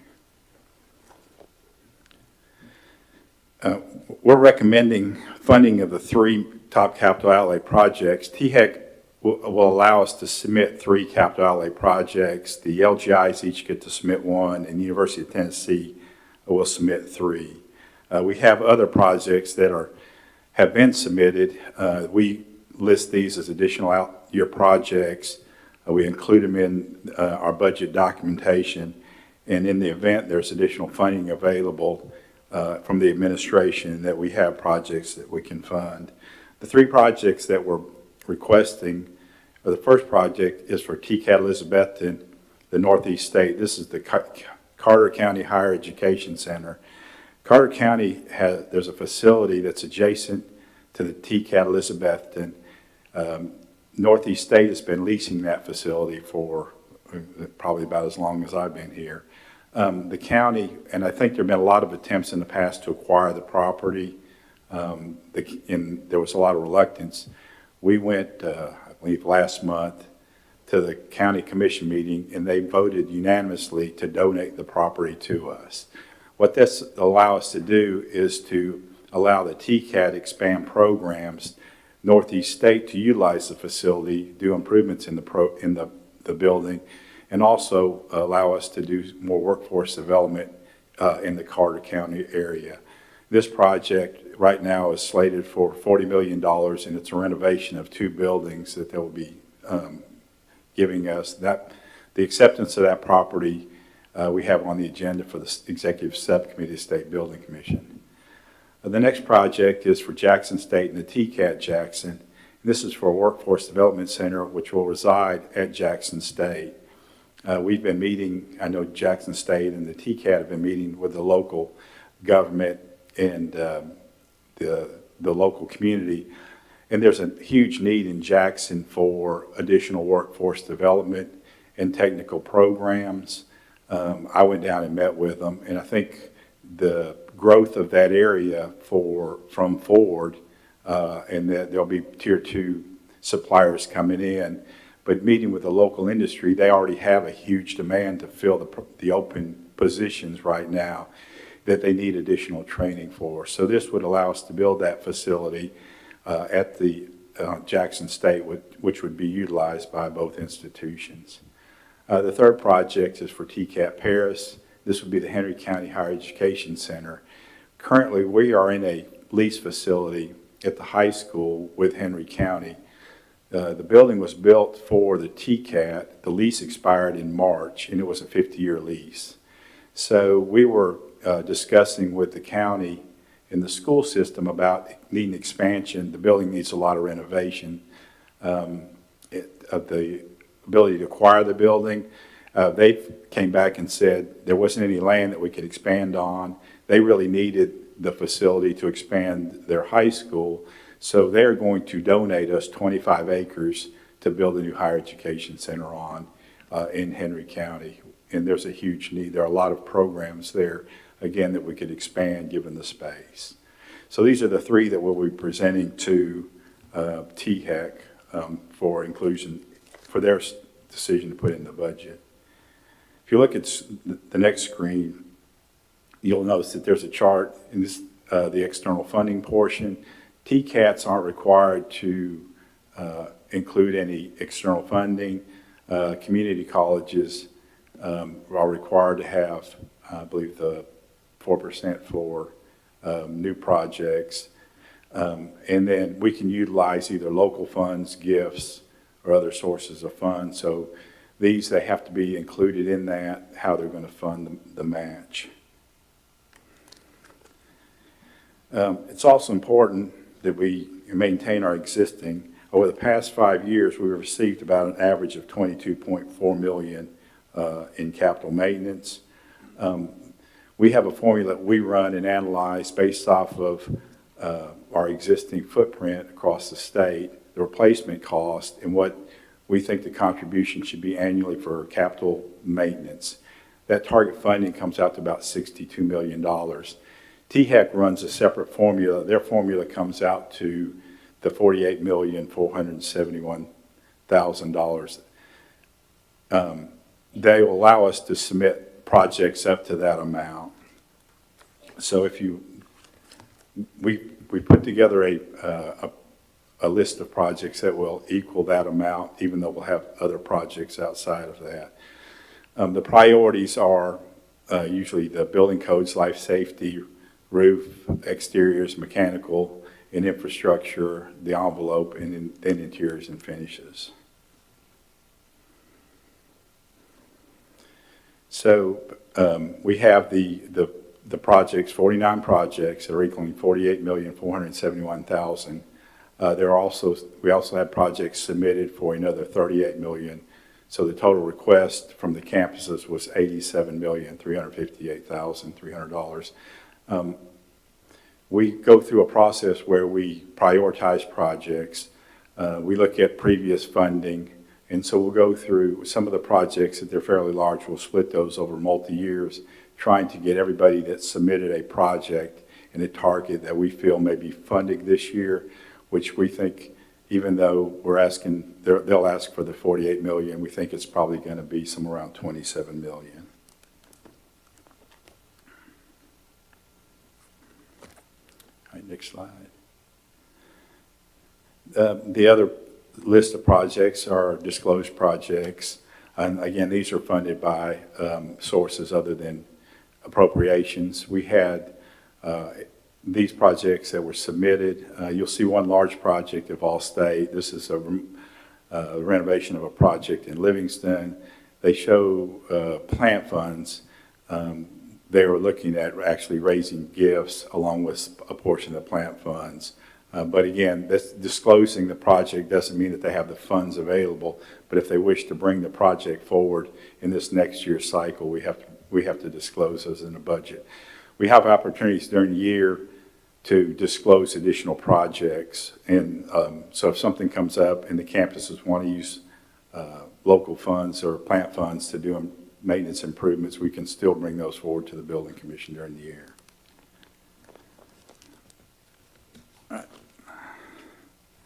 The next year shows the slide shows a 5-year plan. Some of these are based off of the projects that were submitted, out-year projects. We don't put those in a priority order. The same thing with capital maintenance. We also look at an annual projection for what we think the capital maintenance should be based off of the THEC formula. THEC asks for a 5-year plan for capital outlay and capital maintenance.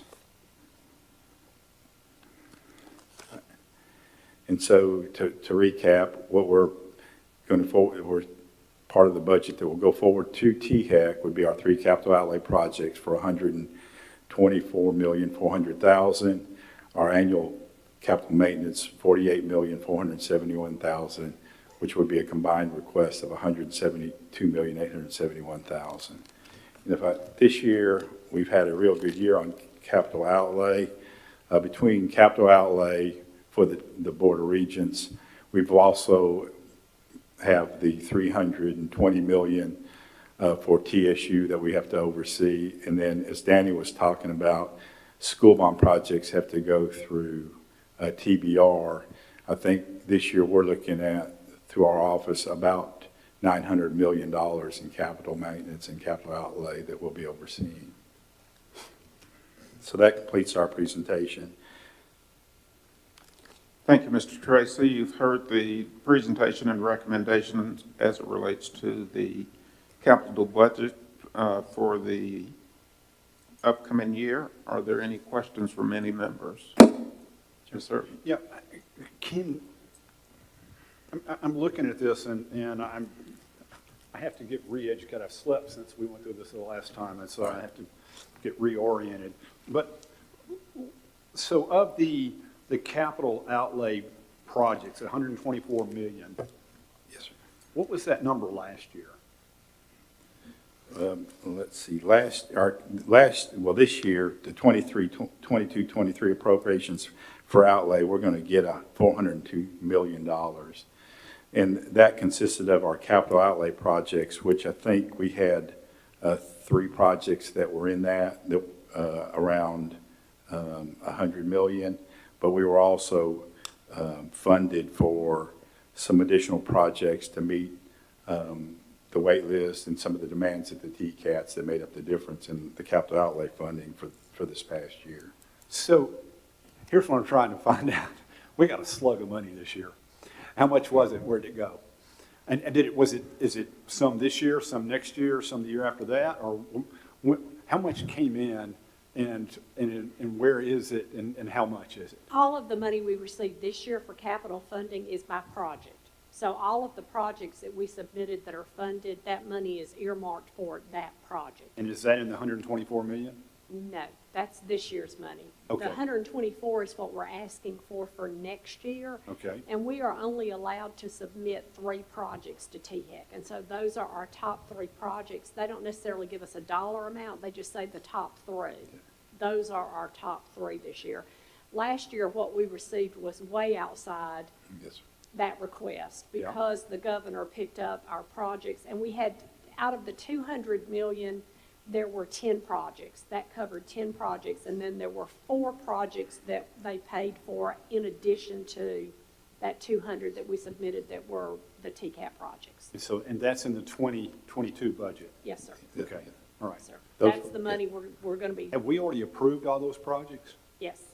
Okay. Yes, that was in that list and that booklet that we put together that we gave y'all. It seems like it was a very long time ago now, Yeah. a year ago, but that was the list Well, of all the projects. And of course, that was a year ago and the legislature hadn't approved it yet, so, you know, The legislators approved it. but they did approve it, yeah. Yes, everything's been approved. The governor signed the budget. So that money will be coming this year to build those projects. Yes, but my point was, we're going to go ask for 368 million. That doesn't mean the legislature is going to give it to us or the governor, and we asked for the 200 and they gave it to us. Correct. That was what was so remarkable about last year. Absolutely, Okay, all right, absolutely. all right, good. And we That don't helps. even know what THEC will put on at this point. That's We're correct. submitting those 3 to THEC. If you approve that, THEC may only pick one of them. Yes, that's correct. So, We have to score, they'll score our projects against the LGIs and the University of Tennessee projects. And so we're not sure how we would score against that. But again, I think that we still have other opportunities for additional funding because I think there's a lot of funds available in next year's budget or additional revenue. And those conversations have already started for next year about needs that we may have. Good. Thanks. Any other questions or comments?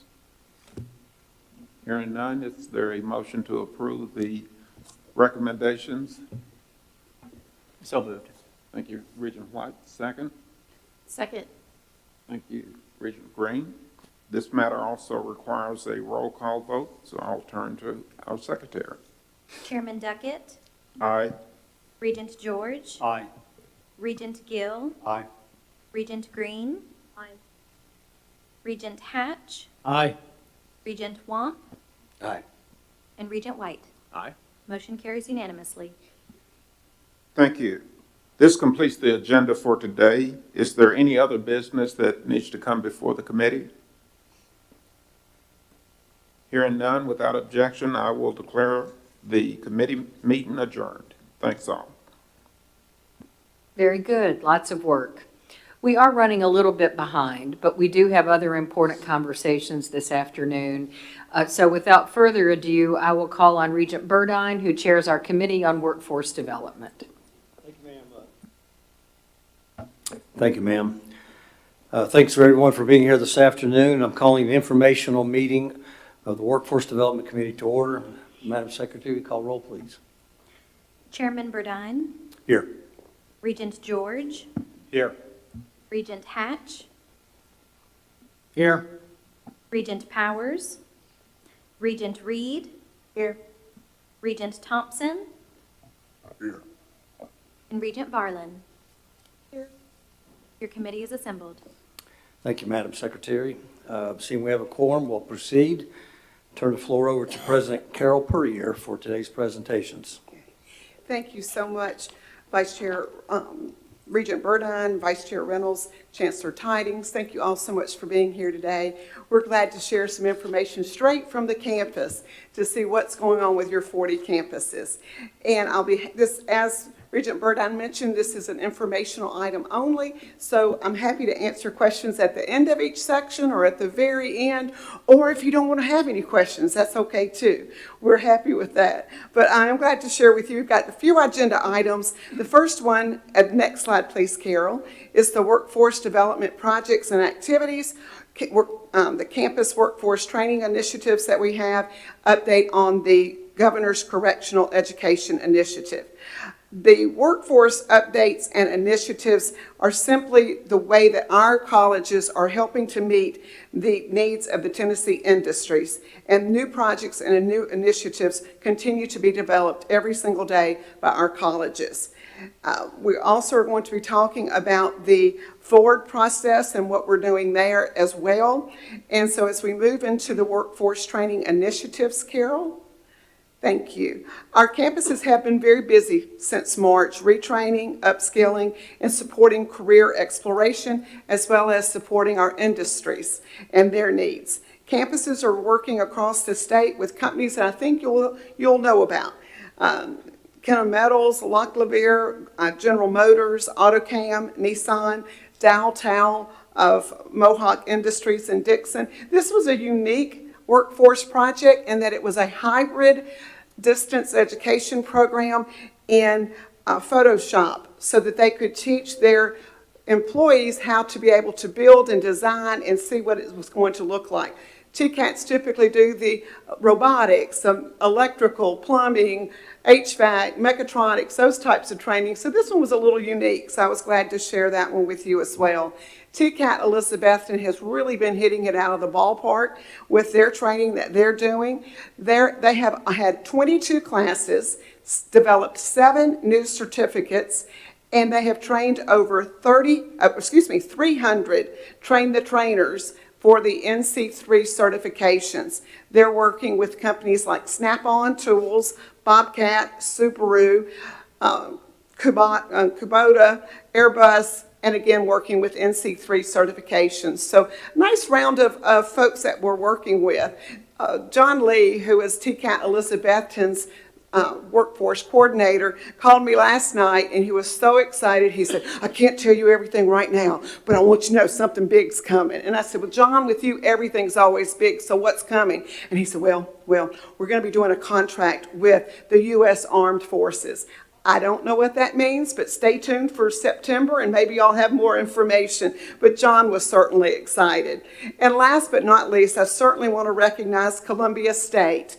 They were a finalist for the 2022 American Association of Community Colleges Outstanding College Corporate Partnership for their work with the Tennessee Valley Public Power Association on their pre-apprentice lineman program. So kudos to Columbia. That's very nice.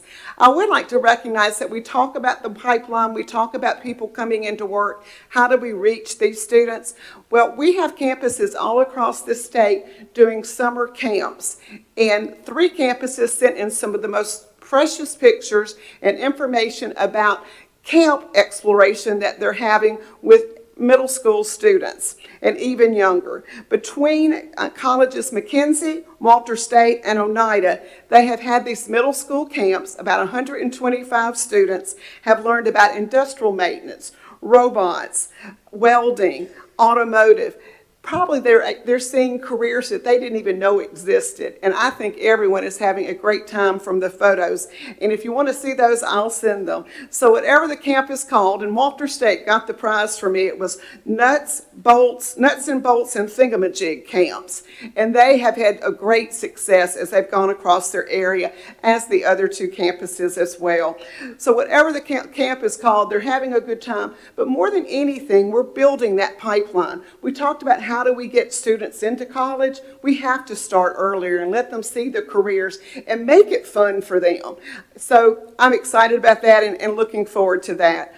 What our campuses do every day in the workforce arena is essential to the state of Tennessee. It is helping to maintain a skilled workforce and a strong state economy client, and I am very proud to work with all of our campuses. The next slide, please.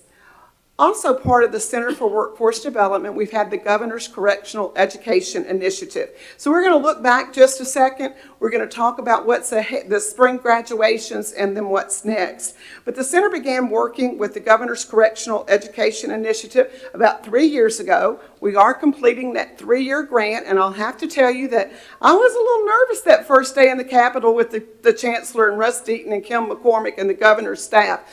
But it has been a wonderful experience. After 3 short years and a pandemic, I'd like to add, the Correctional Education Initiative is working in 9 state-run TDOT facilities, maintaining a statewide system of higher education. TBR offers 15 TCAT technical programs, 9 associate programs. We are working with articulation, obviously, with our programs, but also we are working with the career and technical education that the TDOT instructors are delivering to their students as well. What that really means is we've got articulation agreements now between those students, and when they're released back into the free world, they can go back to our institutions and receive credit for what they were learning. I think that's pretty exciting. This program I've never seen a program grow quite so quickly and wonderful. And so it's kind of with a heavy heart, but also excitement to say that today, Lauren Salina, who is over this program, is moving from the Center of Workforce Development and moving into academic affairs. And I think that's a wonderful opportunity for her. It's a wonderful opportunity for Dr. Blackwood and her team, and it's going to be a great program to watch as we move forward. I will close this section by telling you that we have already had several prisons that have started their graduation. I had the opportunity to go to Northwest Complex. Dr. Jones blew it out of the park, as always. Wonderful graduation, very touching graduation. Nathan Garrett also had a graduation, and the Morgan County Complex will be hosting a graduation in August with Dwight Murphy. I will close this section with a quote by one of the graduates of the Northwest Correctional Institute. I am thankful for those in state government and on the staff at Northwest Correctional Complex who have the vision to see us not as inmates, but also as men who can learn, grow, and who can better themselves than we were before.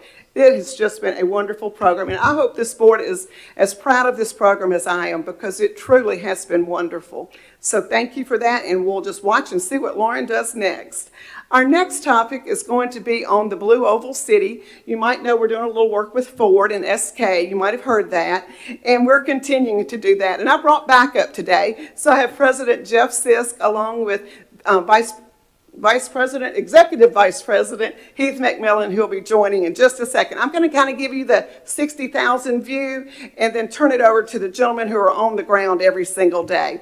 Since our last meeting, we did have a group of people from TBR that went to the Rouge Forge plant and actually saw the electric vehicle plant. We got to go through the plant. We had a very intense day, is the way I'm going to describe it. But we learned a lot, we shared a lot, and I feel really good about this project. In April, we met at Jackson State Community College and talked about the curriculum, what courses we needed, and how we were going to be going forward. In May, we met with the Department of Labor along with Ford at a meeting, and again talked about how we were going to coordinate between the Department of Labor and TBR institutions for recruiting fairs, for assessing skills, all of those things that we'll be working on together. I will tell you that we are on weekly calls multiple times during the week, and I'm very excited to be working with Ford. Ford wants to be very involved, and they have a huge communication plan that they're working on as well. Next slide, please, Carol. Some of the highlights, I just want to let you know that they have started the site work and ground clearing for the plant. Please understand that's the plant. That's not our building, Chancellor, right? We don't want to get them confused. But they anticipate actual construction of the plant to begin in the third quarter of this year. The plant is scheduled to begin operations in 2025, and I think we could all blink and be there.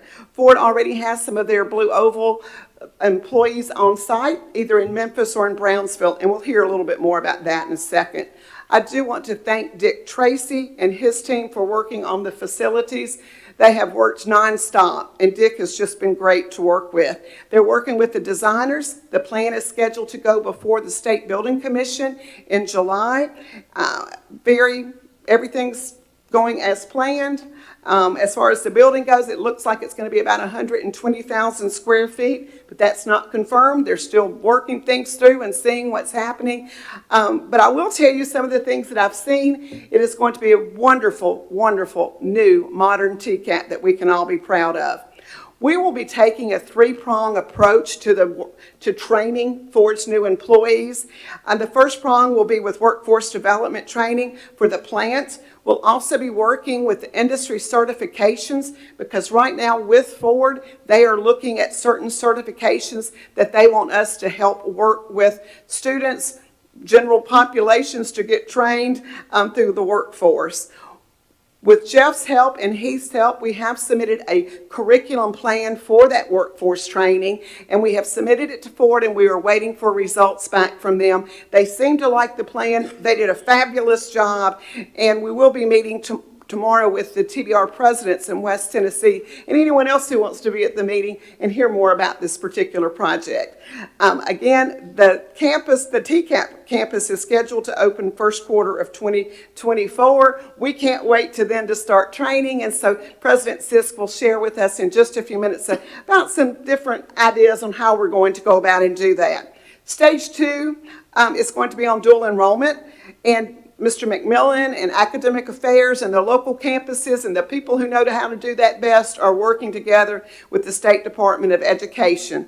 And so that will be taking care of that. We're looking at dual enrollment, dual credit, as well as teacher education training program. Stage 3 will be working with Academic Affairs on the credit program side, as well as articulation. One of the main things that Ford has said and what our chancellor says constantly, articulate. Whatever they're doing in high school, make sure it's going to count at the technical college or the community college and on through our four-year institutions. And so we're looking forward to doing that as well.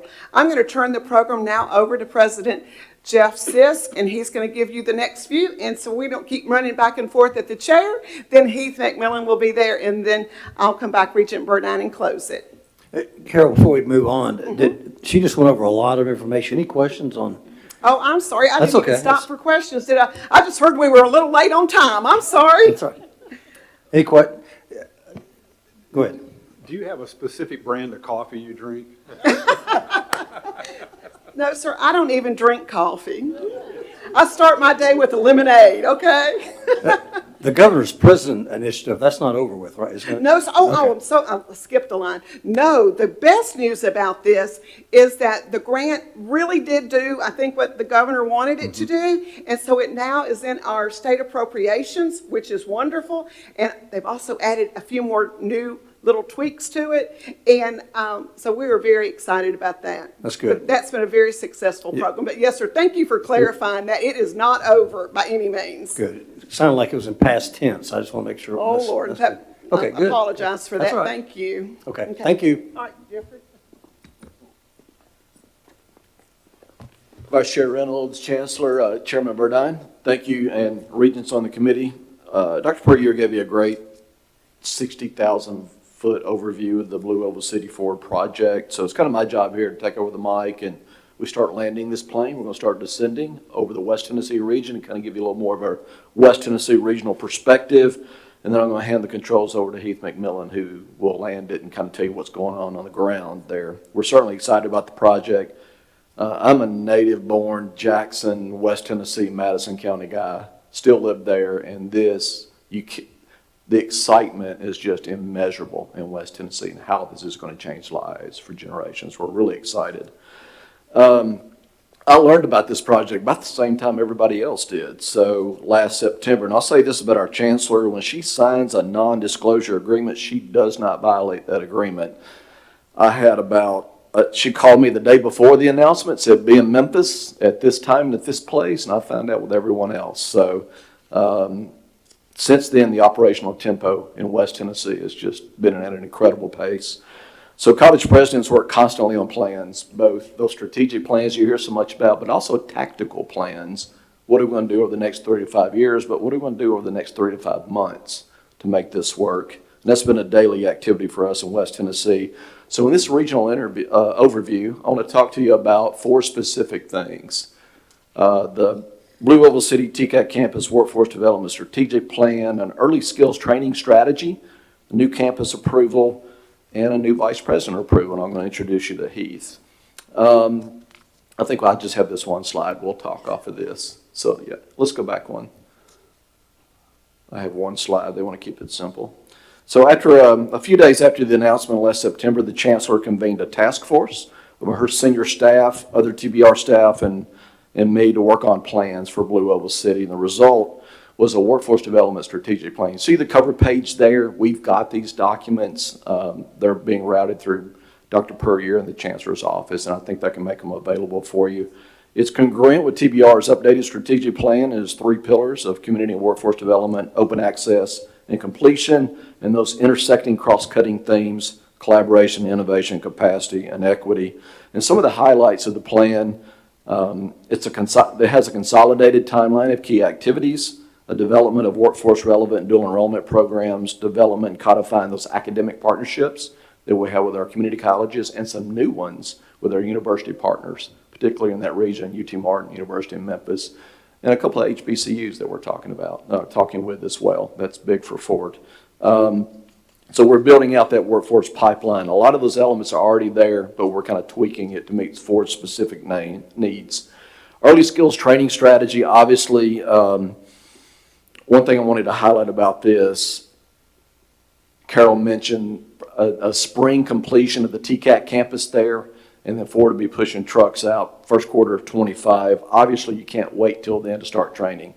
And so we've developed an early skills training strategy. We've identified and inventoried assets in the West Tennessee region, both that belong to TBR and other community assets, high base space, low base space, classroom space, where we're going to help Ford with their onboarding, their skills assessment of potential new employees, those workforce training strategies and initiatives that we need to upskill.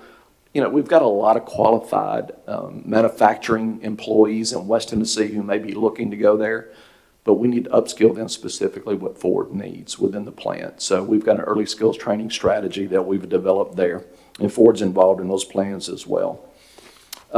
New campus approval, I'll defer to Dick Tracy and Carol about the building specifics, but I will say this, part of the design team for this new campus was also involved in the Smyrna campus at TCAT Murfreesboro, the Nissan building. So we're excited about what this is going to look like.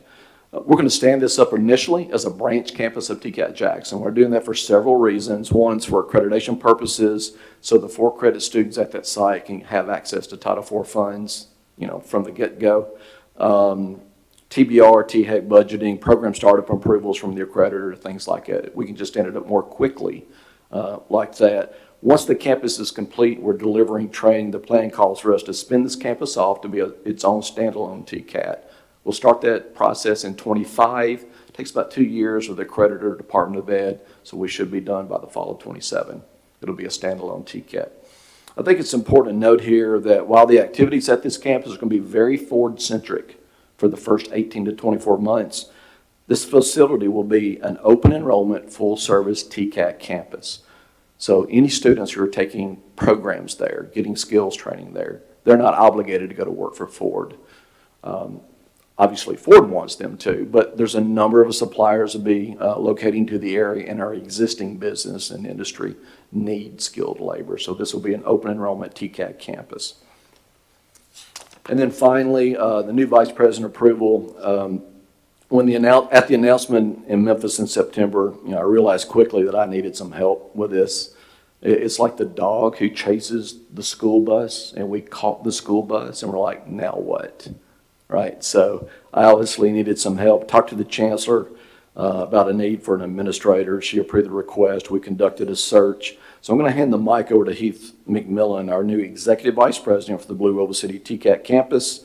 He's going to land this plane and kind of give you this on-the-ground perspective. And so I'm going to say sorry, not sorry, Regent Burdine. I know we took him from the Kingsport area. He's a great person. We're excited. And I'll say this, on the search committee, we had Ford's North American Training and Development Manager on the search committee to help us fill this position. When he saw Heath's CV, resume, his experience, and after the interview is Andy Bianco, Andy from Ford, Andy said, This guy checks all the boxes. I cannot wait to work with him. And that's a quote from the Ford executive there. So this is Heath McMillan, our Executive Vice President for the Blue Oval City campus. I will say, we do miss Heath up in Northeast Tennessee. However, his departure left another seat at my Beer Thursday event, so. There you go. Yeah. Not that far, yeah. Well, thank you, everyone. So good afternoon, Chair Regent Burdine and the rest of the regents here. Thank you for having us here today. And thank you, Dr. Sisk and Dr. Pereira, for all your kind words. And I do miss those Beer Thursdays, Regent Burdine. That were great times. So, so we're currently working, if we'll go to the next slide. Thank you. Currently working out of the Brownsville TCAT Jackson Extension Campus in Brownsville, along with Ford's North American Training Manager and several other Ford workforce development team members. So why are we there? The Brownsville campus is located about 18 miles from the mega site. So as the Blue Oval City TCAT progresses, the Brownsville location is going to not only provide us quick access to the site, but it's currently serving as the hub for the development and collaboration between TBR and Ford every day. So as Dr. Pereira talked about a minute ago, as we began this journey, myself and a few other TBR representatives had the opportunity to go to Dearborn to visit the Rev 1 site and actually get firsthand experience of what we were looking at where they were building the Ford Lightning. So as we work through the comprehensive workforce strategy, we're currently focusing on program development and selection for the TCAT. And one of those programs that Dr. Pereira talked about is the Electric Vehicle Production Technician.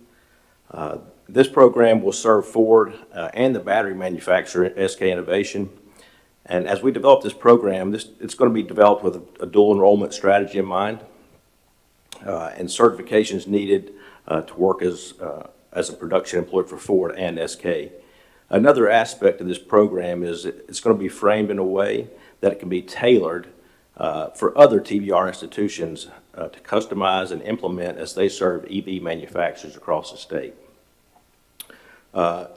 Also, the industry certifications and credentials that we're talking about, Ford and myself are working to identify the relevant certifications and micro-credentials that are currently offered in our high school CTE programs and in our secondary institutions. The reason for this strategy is kind of twofold. First, as we look at Ford's occupational skill levels, Ford wants to ensure they're not duplicating training during their onboarding of new employees. Secondly, they want to know what level an employee will be qualified to enter their workforce. So, and then as we work to identify and develop programs, we're very mindful, again, as Dr. Sisk talked about, to ensure that these programs align with our current dual enrollment strategy for all of our K-12 institutions. And then lastly, as we work on this strategy, we're working to identify apprenticeable occupations with Ford and develop these programs as well in full alignment with our current programs that we're offering in the TCAT. So I'll end with that. Ford is very interested in apprenticeships. As many of you know, that's one of my passions, and we're going to make this very successful, and thank you guys for this opportunity. I have a question, if I can talk. What do you think the salary ranges, starting salary and things like that? Do you have any idea of what you hope that's going to be? We've asked that question before, and Ford just says very competitive with the region. Any concerns of other manufacturers, other businesses there of poaching their employees? So yes. Mm-hmm. There's been several concerns raised, and Yeah.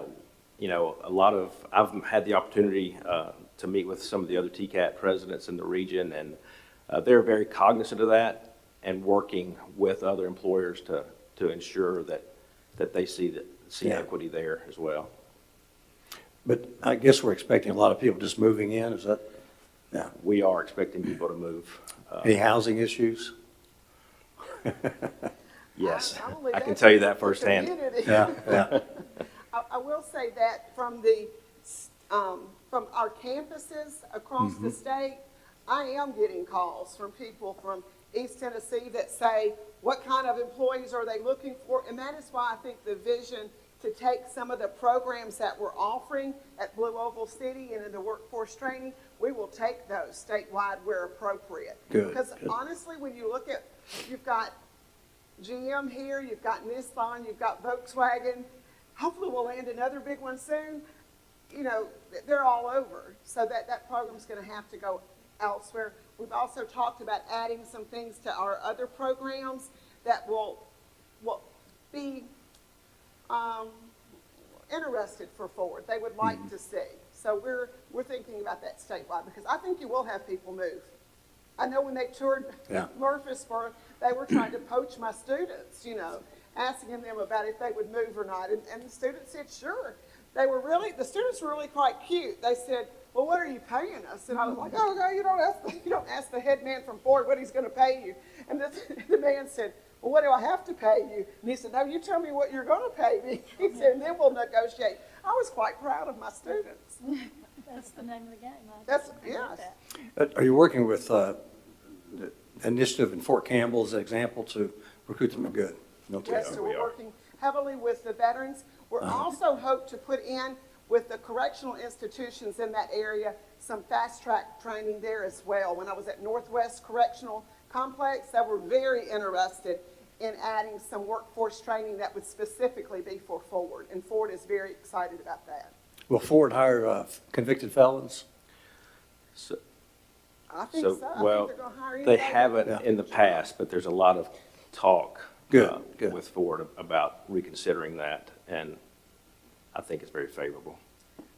They're asking to talk with the Department Good. of Corrections. So. Yolanda? Yeah, just as a native born and raised in Jackson, I just commend you guys with not just taking on the charge, but just having the dedication to really change generations. I still have family and many friends that are there. And I think about where Smyrna came from back in the 80s to where it is right now, with not just the plant, but you're going to have supplier parks come up. It's just going to revitalize Jackson and West Tennessee. So thank you for doing that.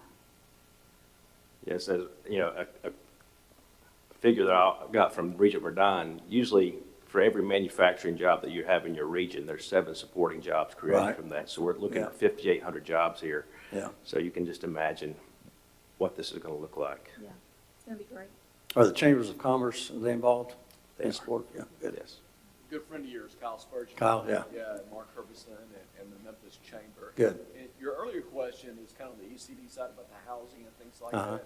They've got a strategy and they're working on that now. Good, good. And we are working with the Department of Labor as well on communication plan with local government. So you'll hear more about that soon. I'm going to take a picture of you and send it back to your buddies because they don't believe you're actually working. You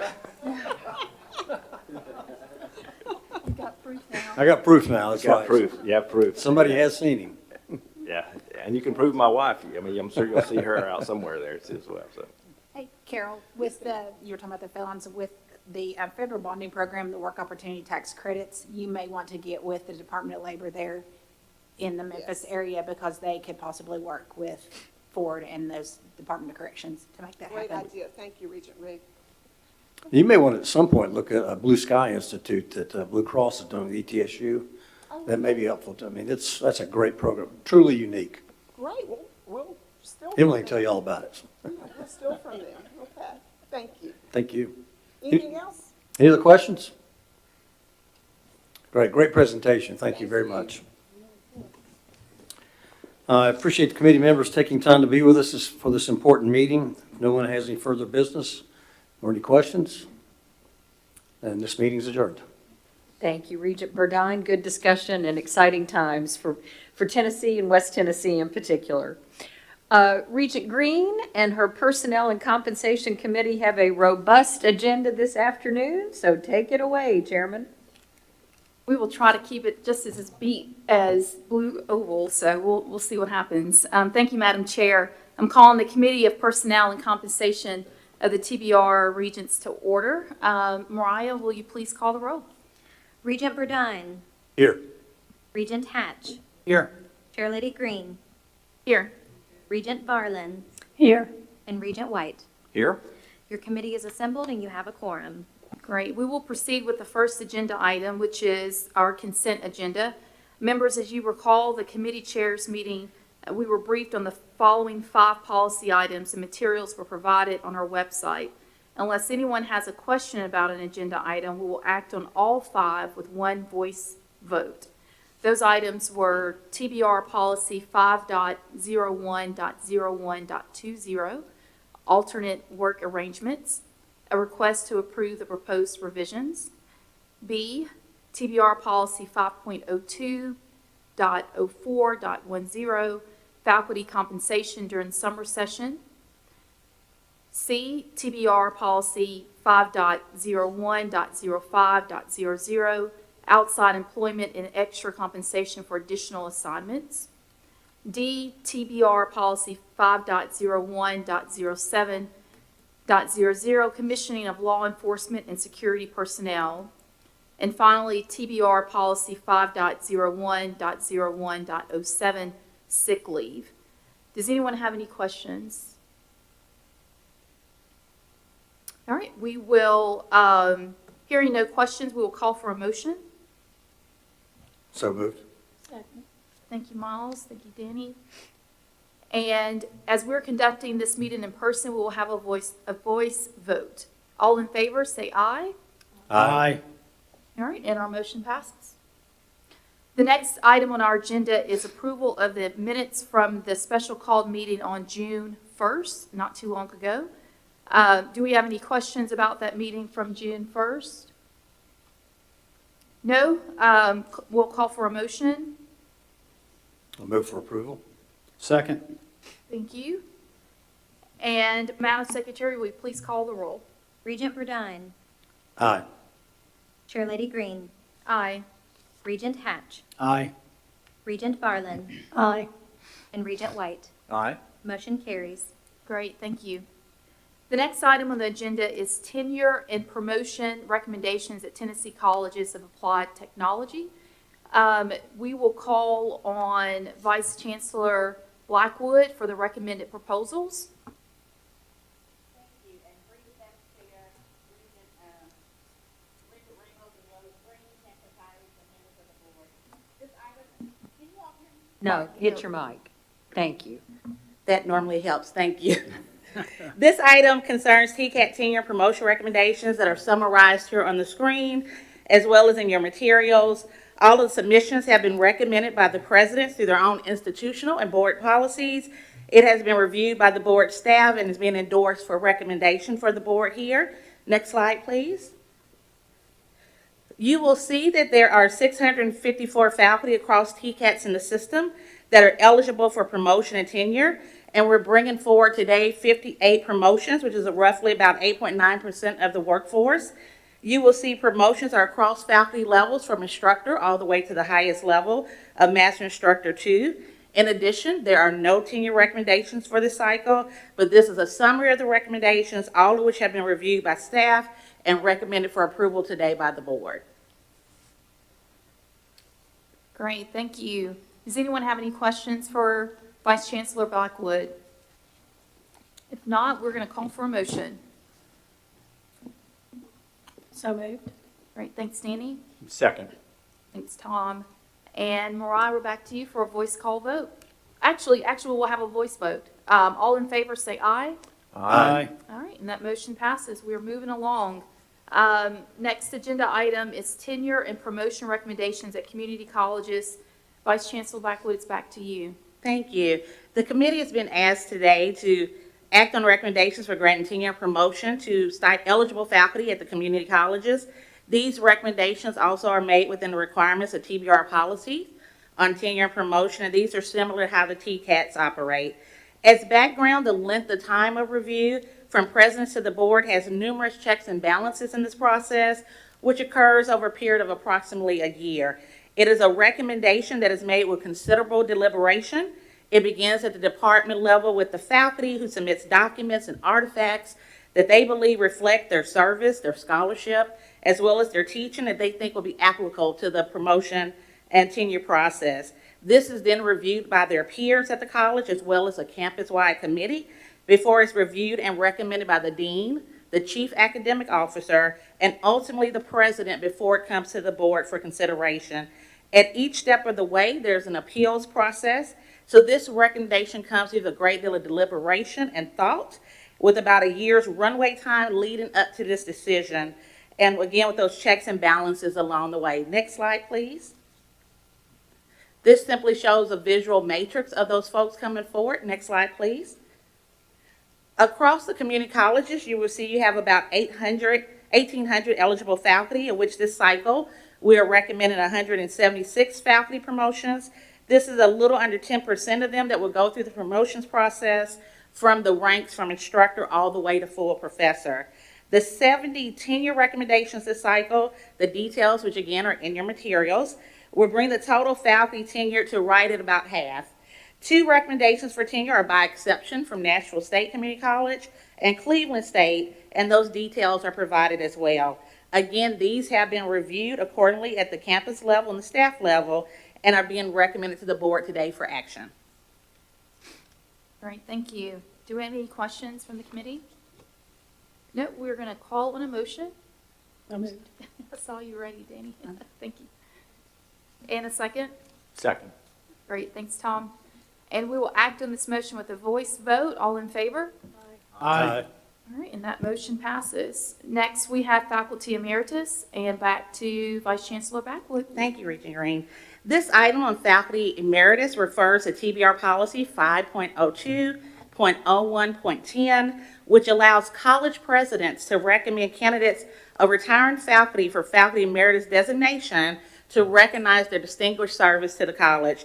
There are no specific criteria in this policy, but historically has been based on faculty members' length of service, their contributions to the college, their teaching, academic scholarship, and just their overall service. There are no monetary benefits associated with this designation. However, presidents do have it within their discretion, we're going to pick the right word, discretion to provide other benefits such as office space, library privileges, etc. Board members, you may recall this policy was adjusted about 3 years ago to allow review by the Vice Chancellor and the Chancellor before it came to you for action, and to accept these recommendations from colleges on a quarterly basis rather than an annual basis. The 4 individuals that are in your materials, as well as on the slide, are being recommended for emeritus status as listed here, and you have their bios and details for your review. We are recommending these 4 individuals today for board approval. Great, thank you. Any questions? All right, we're going to call for a motion. So moved, Hatch. Thank you, Joey. And a second? Second. All right, thanks, Tom. All in favor? Aye. All right, and that motion passes. Next, we will have our review and approval of faculty promotions. And Vice Chancellor Danny Gibbs, you're back up. You haven't forgotten about us too fast, have you? That's right. Thank you, Madam Chair.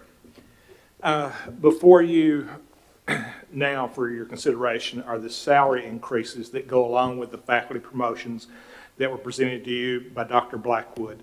You should have the details of those increases in the materials provided to you.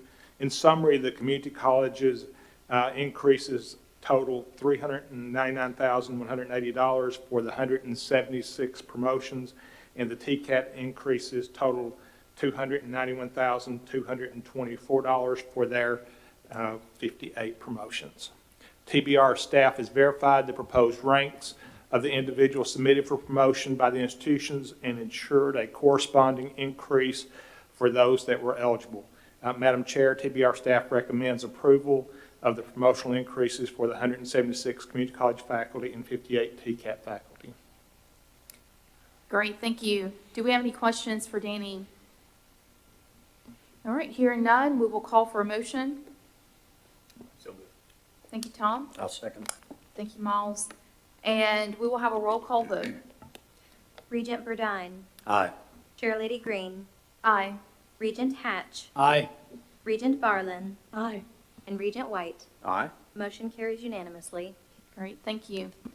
Next, we will review our request for compensation plan payments for the TCAT's Chancellor and President's compensation plan. Danny, back to you.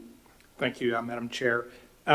You have before you today in your materials staff recommendations for the payment on the compensation plans for the TCAT faculty and staff, TCAT and community college presidents, and the chancellor.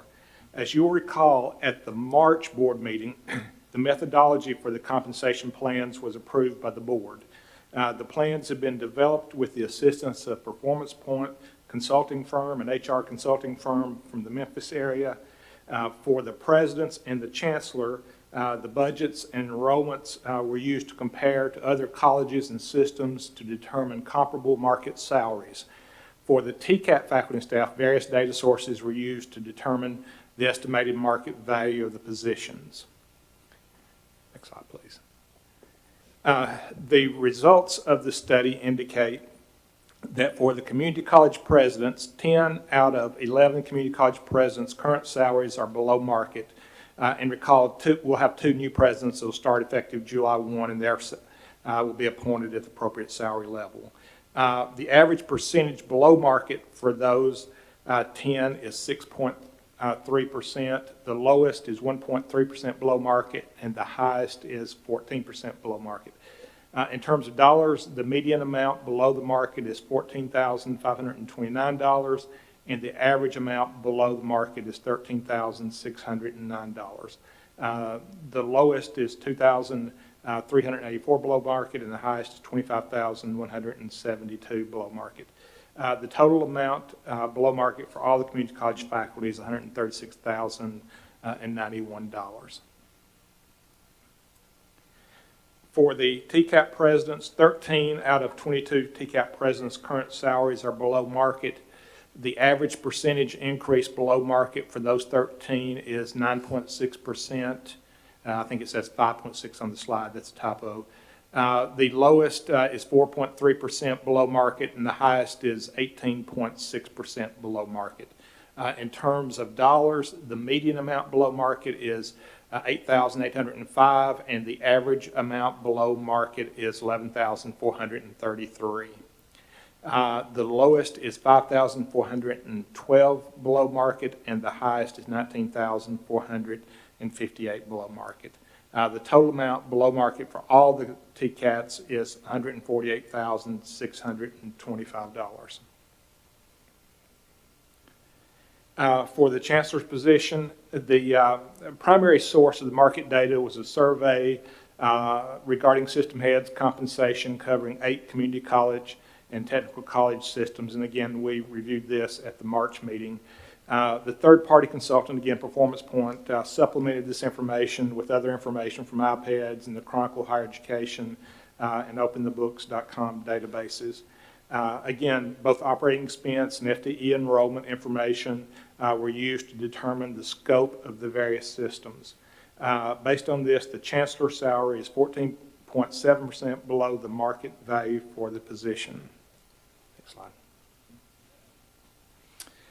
So now we'll take a look at the TCAP faculty and staff. And before we do, I want to thank some presidents that helped April Preston with this. We asked, and they certainly did great work and were available anytime we needed them. Presidents Roland Rayner, Rita Summers, Jerry Young, Laura Monks, and Jeff Sisk.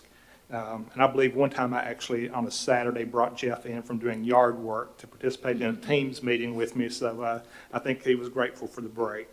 For the TCAT faculty, 539 out of 661 faculty current salaries are below market or target.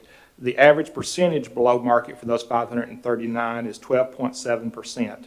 In terms of dollars, the median amount below market is $6,470, and the average amount below market is $6,711.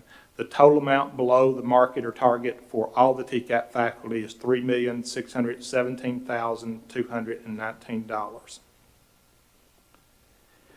For the TCAT exempt professional staff, the total amount below market for all the TCAT exempt staff is approximately $162,204. 31 out of 144 exempt staff are below market. The average increase for those 31 is $5,232. The average percentage increase is 8.23%. The median increase is $5,163.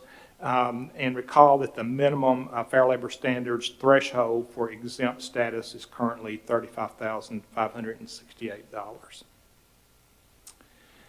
For the TCAT support staff, the non-exempt staff, the total amount below market for all the TCAT non-exempt staff is approximately $204,875.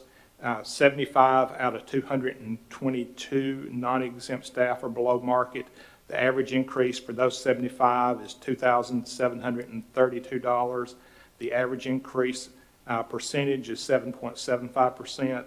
The median increase is $2,274. The minimum living wage is $27,129. That's about $13.91 an hour. Madam Chair, with that, it is staff's recommendation that the community college and TCAP presidents be paid effective July 1, 2022 at 100% of market value as identified in the plan.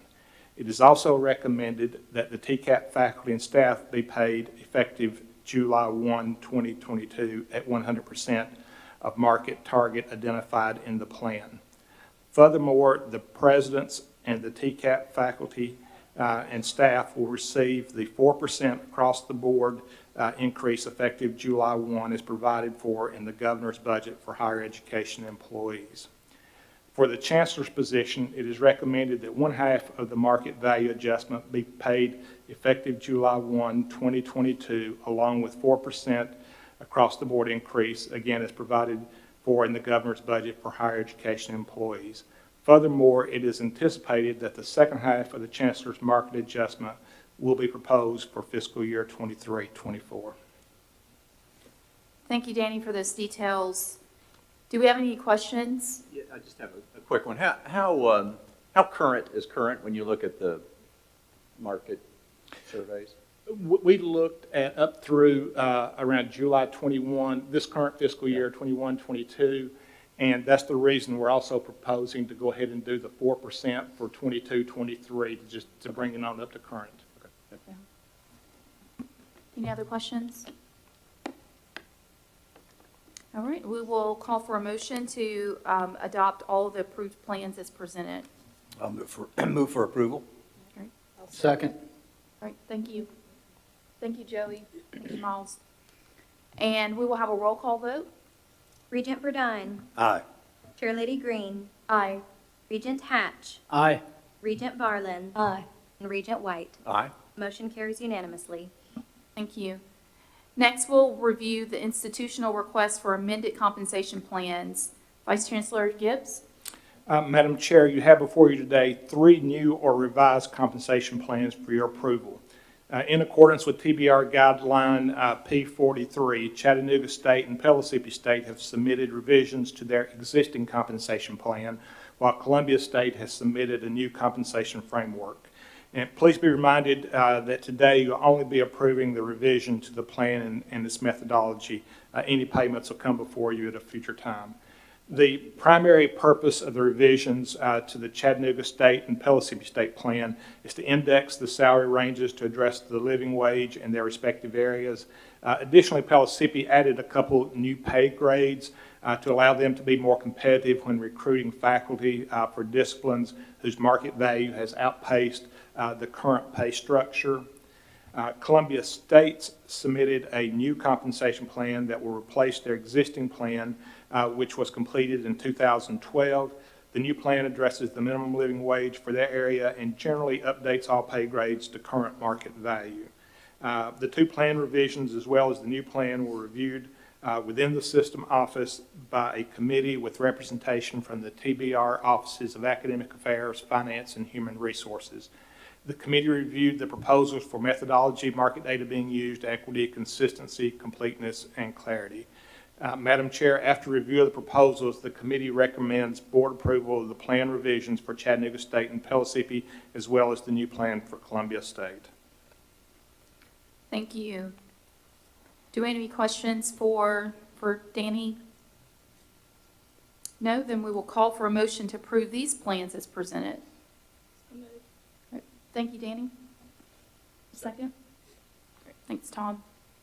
And we will also have a roll call vote. Regent Burdine. Aye. Chairlady Green. Aye. Regent Hatch. Aye. Regent Farland. Aye. And Regent White. Aye. Motion carries. Thank you. We're getting closer to the end. Thank you for your attention. Next, we're going to roll through the institutional requests for compensation plan payments from the state salary increase pool. Danny? Okay. Madam Chair, as you recall, at the June 1st, 2022 special call meeting, the Personnel and Compensation Committee, as recommended in the governor's state budget proposal, authorized a compensation strategy that included the creation of a 4% salary pool to be used for employee increases effective July 1, 2022. The increases could be for additional across-the-board increases to assist in funding the college's compensation plans or faculty promotions or some combination of the three. For those colleges that elected to provide the full amount as an across-the-board increase, nothing further was required. The colleges wanting to use some or all of the state funding for their compensation plans or faculty promotions have submitted a proposal for your review and approval.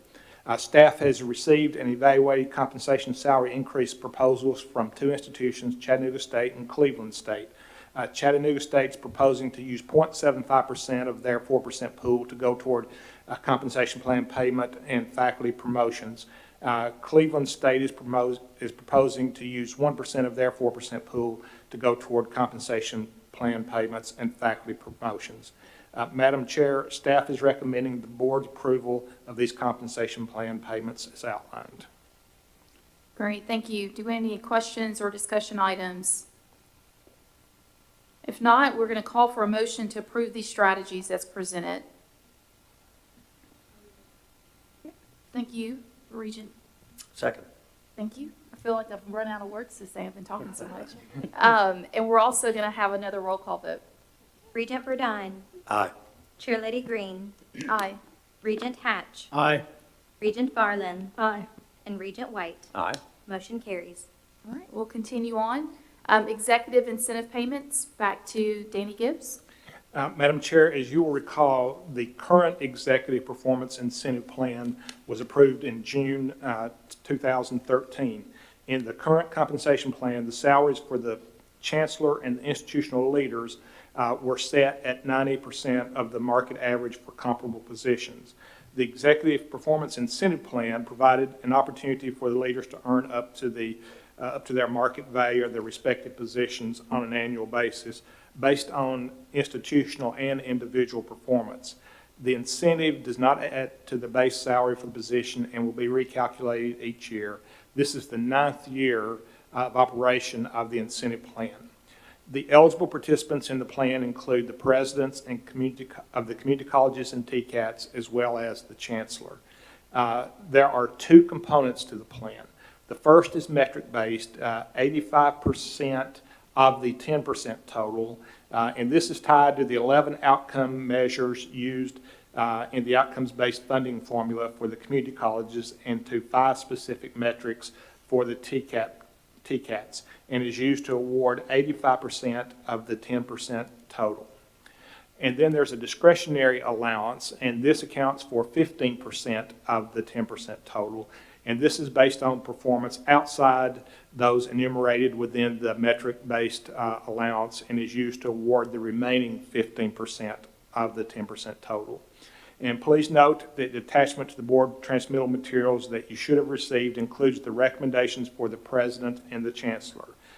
Madam Chair, with regards to recommended action, it is the staff's recommendation to award the metric and discretionary incentive payments as detailed in the attachment of the board transmittal materials. Okay. Thank you, Danny. We are going to call for a motion to approve these strategies as presented. So moved. Great, thank you, Tom. I'll second. Great, thanks, Miles. And we have another roll call vote. Regent Burdine. Aye. Chairlady Green. Aye. Regent Hatch. Aye. Regent Farland. Aye. And Regent White. Aye. Motion carries. All right, we are at the last agenda item, and we're going to call on General Counsel Lapps to share their recommended proposals. Do you mind, Regent Green, if I say something before Danny takes off? Yes, And his absolutely. whole team. I cannot imagine. This is the biggest job I've ever heard of in my life. Yeah. Everything that they have had to do to go through this. And I'm so grateful that they have done this for us because this needed to happen. But wow, it's huge, absolutely enormous. So just thank you so much, all of the team that works with Danny and worked on all this personnel and compensation. It was unbelievable. Absolutely. Danny, stick around. I think you're going to continue to have some praises throughout the 2 days that we're here. All right, Brian, back to you. Thank you, Chair Green. On the issue of President Emeritus contracts, as the board will recall, for Presidents Emeritus who started and received that designation, who started work prior to 2002, the board can provide payment for what is essentially consulting work by former presidents. 6 have met with the current presidents of the institutions and agreed upon work for the coming year to be done. They have also submitted reports on the work that they have done for the previous year.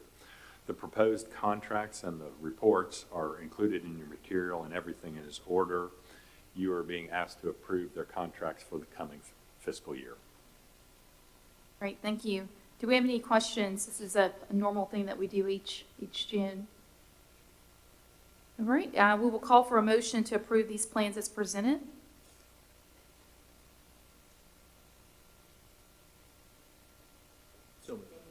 Great. Thank you, Joe. Thank you, Tom, for the second. We were all exhausted with our previous ones. Yeah. All right, Mariah, last time. Roll call vote, please. Regent Verdun. Aye. Chair Lady Green. Aye. Regent Hatch. Aye. Regent Barlin. And Regent White. Aye. Motion carries.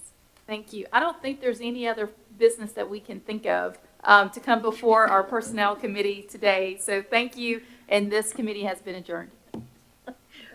Well done, everybody, in record time, 11 action items. Thank you all very much. Regent Green, thank you for the time you've put into it, in addition, as Danny said so well, to Danny Gibbs and the team, and to the committee for being so well prepared coming into this meeting today. With that, we appear to be as close to being on time as possible, and I will turn the gavel over to Mary Lou Apple to chair our Academic Policies and Programs Committee, Pressure's on, please. thank you. I am calling the Committee on Academic Policies, Programs, and Student Life to order. And Madam Secretary, would you call the roll? Chair Lady Apple. Here. Regent Duckett. Here. Regent Reed. Here. Regent Shelton. Here. Regent Barlin. And Regent White. Your committee is assembled and you have a quorum. Thank you. For the proposed new technical programs, implementations, modifications, and terminations at the Tennessee Colleges of Applied Technology, I would like to call on Vice Chancellor Jonathan Blackwood. Thank you. Madam Chair, the Office of Academic Affairs is bringing forward 38 program actions for the board's review and approval. This is in accordance with TBR Policy 2.01.02.00, Technical College Program Review and Approval. It is also in compliance with COE, the Council on Occupational Education, which accredits the TCAS and needs documentation from the governing agency. These proposals allow the TCAS to be more responsive to the needs of students, businesses, and industries. Next slide, please. And you will see of those 38 program actions, there are 14 new program proposals, 14 program proposals on traditional and hybrid delivery at one TCAT college, and 10 are academic actions that are approved with only a notification to the Vice Chancellor because there are not substantial changes. All documentation for these proposals are included in your materials, and I'm going to call Dr. Tashaka Hollins to give a very brief highlight of those programs. Thank you.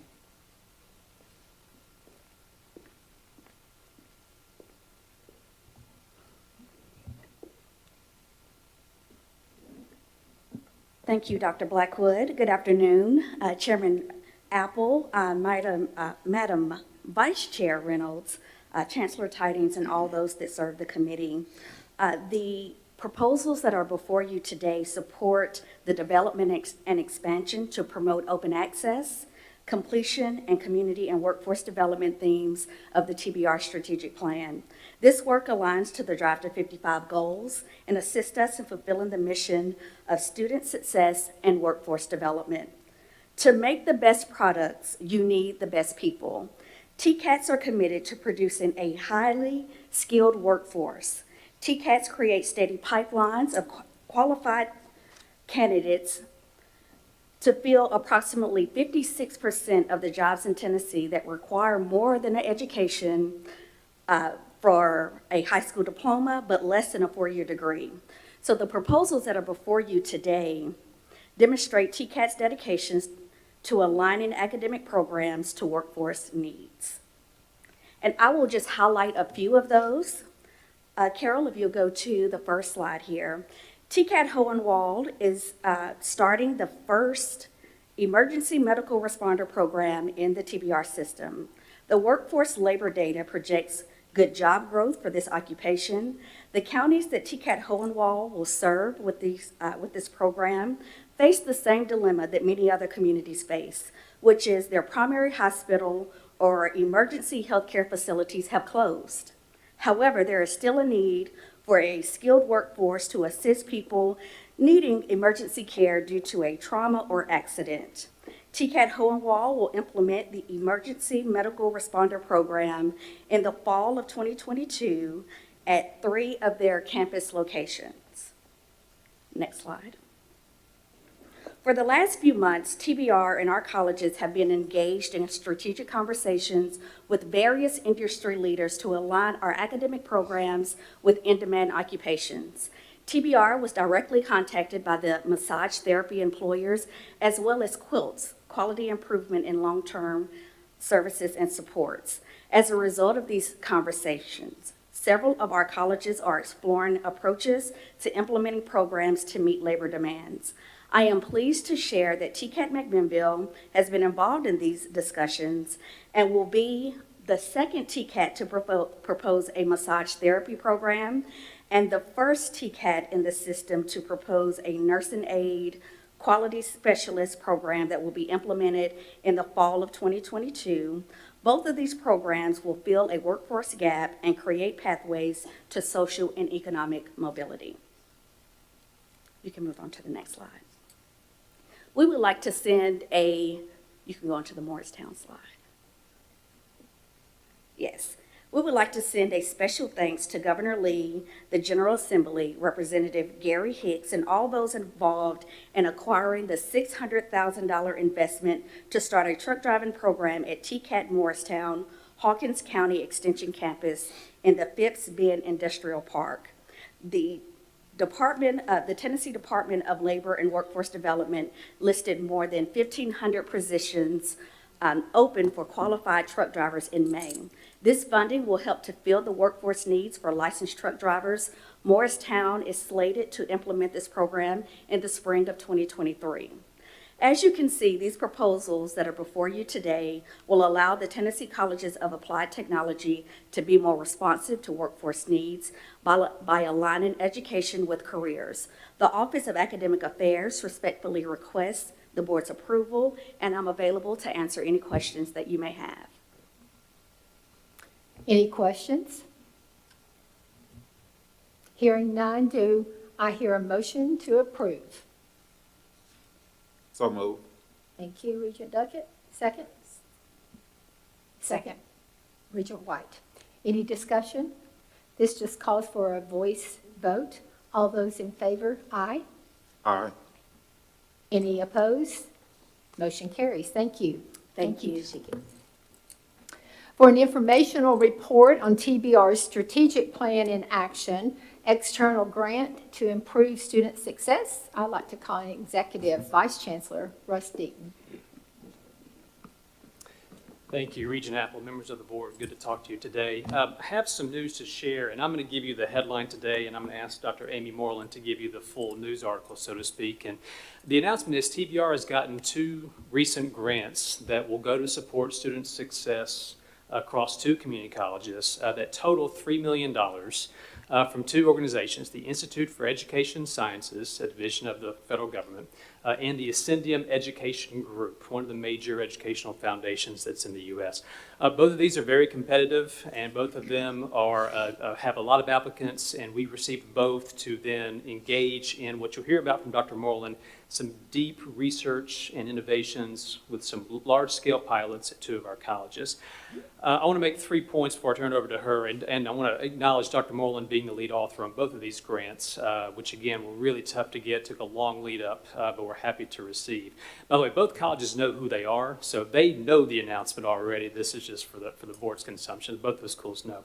But the 3 quick points are, this continues in a long journey TBR has had to be entrepreneurial. We have long sought out innovations and external funding to pursue this type of work, to pursue student success and workforce development initiatives. Dr. Lemming does this quite a bit. Policy and strategy overall focuses on this quite a lot. Secondly, this is grounded in the strategic plan. You've heard a lot about that today. It's easy to chase money when a foundation dangles dollars out there, but to find a connection where it fits within the strategic direction of a system, of the colleges, that also matches what that funder has at offer, that's a more difficult chess match, and easy to chase, but more difficult to find the right match, and we think we did in both of these situations.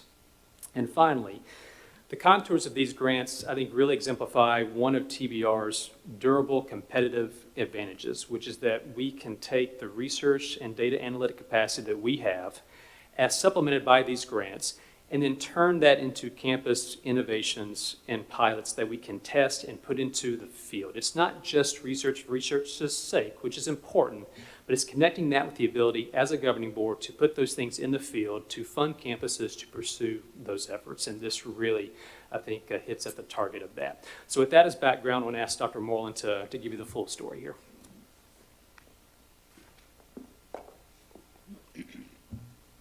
Well, good afternoon, members. It's a pleasure to give an update about these new projects. In the interest of time, and because Dr. Deaton has so capably introduced this, I may ask us to skip ahead a few slides to the slide that begins describing TBR's data science efforts. Both of these grant projects that Dr. Deaton has just described build upon work that has been underway for the last few years. Since 2018, we have been very fortunate to receive about a dozen grants that have supported our data science efforts. Embedded within our research team, these data science efforts allow us to examine data from across the system and to use that data to better understand the barriers that students are facing, where there are bottlenecks, and the challenges that we can help them better address.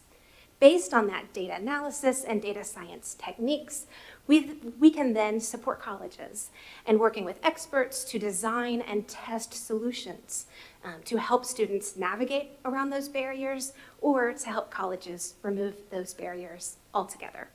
You may remember some recent projects that we have shared with you that came out of these data science efforts, including a Tennessee Reconnect peer mentoring program and recent policy changes that this board approved to change the way we place students into learning support coursework.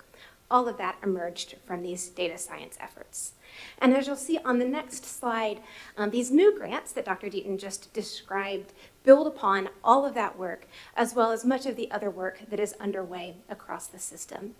Through funding from the United States Department of Education and Ascendium, we will be able this fall to launch a new project supported by $3 million in grant funds. The goals of these new projects that these new grants will support are outlined on the right-hand side of your screen. First, we hope, as you've already heard, to continue to use data to better understand the challenges that students are facing, especially when it comes to success in their first year of college, how quickly they are attaining credits, and whether they are persisting to their second semester and second year. Based on that data, we are already working with colleges to design creative solutions to barriers that students are encountering. All of those efforts will culminate in the launch of a pilot project that is set to begin this August and will last through 2026. To give you a little bit more of the flavor, the details of each of these 3 goals, I'll briefly describe activities related to each one of these 3. The next slide begins by describing how we are using data to better understand the challenges that students are facing, and in particular, how the events of the last 2 years have exacerbated some of those challenges. If we click ahead one more time, you'll see a graph that pops up here that describes one of the key findings that has already emerged from this data science work. If you imagine the students who enter community colleges each year, the freshman class each year, there is a proportion of students in that group who unfortunately end their first semester having earned 0 credits.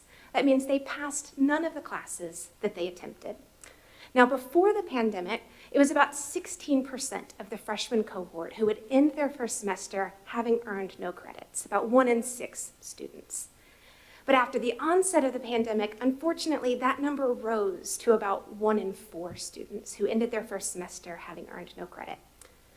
That challenge is particularly present among academically underprepared students who are enrolled in learning support courses. And that's what you see in the rest of this graph here. After the onset of the pandemic, 1 in 3 learning support students ended their first semester having earned no credit. Among the students where preparation challenges are most profound, those who are placed into remedial coursework in all subject areas, just under half ended their first semester having earned no credit. Now, thankfully, these numbers have improved a bit after colleges and students recovered from the initial impact of the pandemic, but the challenge remains clear and present.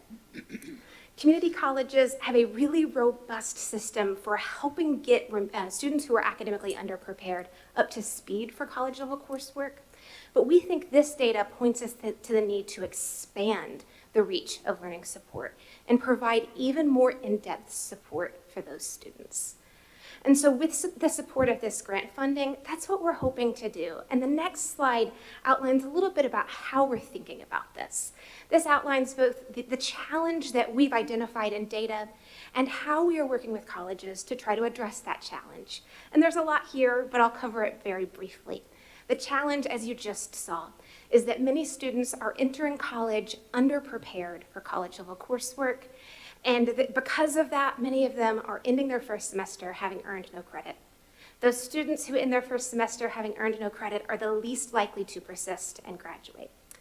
So in response to that, what we're starting this fall at 2 colleges is a pilot that will assign each one of those learning support students a coach, someone who will be in their corner, helping them get across the finish line and providing both academic and non-academic support. Now, of course, all of the community colleges currently have in place really robust and thoughtfully implemented advising efforts. So what is new about this? What is distinct about what these grants will fund? Well, in a traditional advising model at most community colleges, advisors serve very large caseloads. On average, advisors are serving around 750 students at a time, which for even the best advisors can make it difficult to provide the kind of in-depth support that some students need. So what we're hoping to do with this grant funding is target that help to the students who need it most and allow coaches to serve caseloads of 150 students instead of 750 students to provide that much more in-depth support. That will allow coaches to help students get through their coursework, providing academic support. It will also allow those coaches to have conversations with students about goal setting, career exploration, and the other supports that are available to them on campus to help them succeed. This also continues work that was already underway and led by Dr. Heidi Lemming and TBR's Office of Student Success to move away from a very transactional model of advising to a more relational and proactive model of advising. We hope that these pilots reinforce those themes, and will do so by embedding these coaches in students' coursework, so that that coach is not someone that you just visit once a semester when you need something, but is someone who is in touch with you every week and rooting for you and helping you get through your first year of coursework. So with this idea in mind, if we go to the final slide, 2 colleges have graciously agreed to help us test these ideas in a series of pilots. We have already begun working with 2 fantastic teams at Jackson State and Northeast State Community College, who will begin piloting course coaching and some other parts of these projects beginning this fall. That grant funding will allow them to hire 10 full-time coaches who will be working with about 3,000 students who will be selected to participate in these pilots. We'll be working along the way to assess the impact of these through a rigorous evaluation with an eye toward what can we learn from these pilots that can be taken to other colleges and implemented, hopefully, at a larger scale.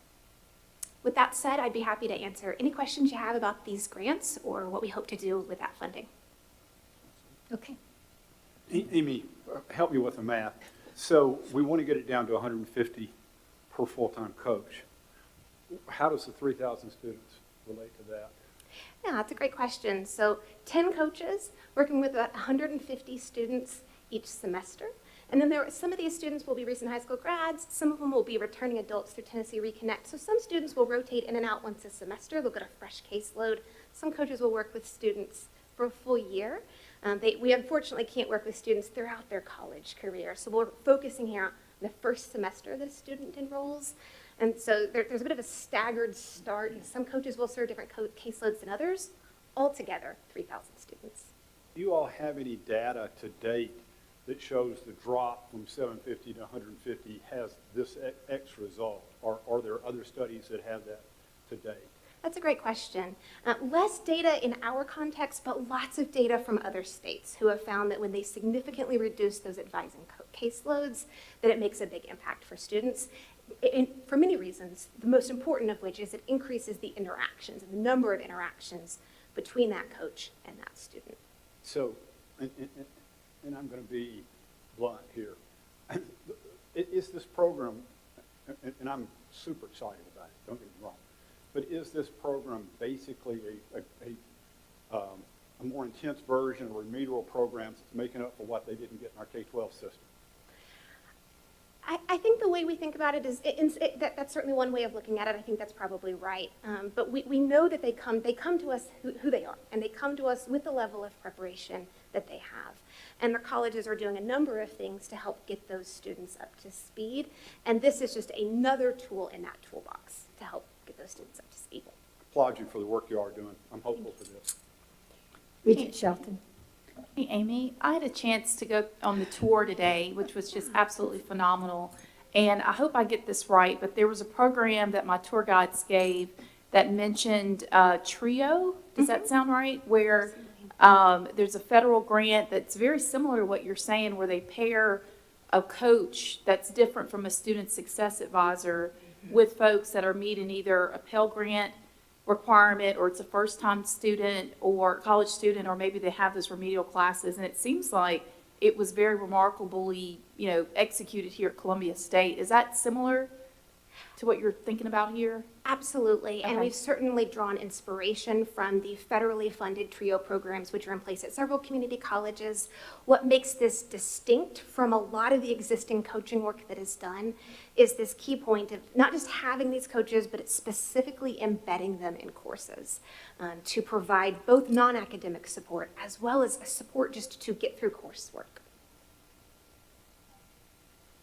My question is more about the assessment of how this is working.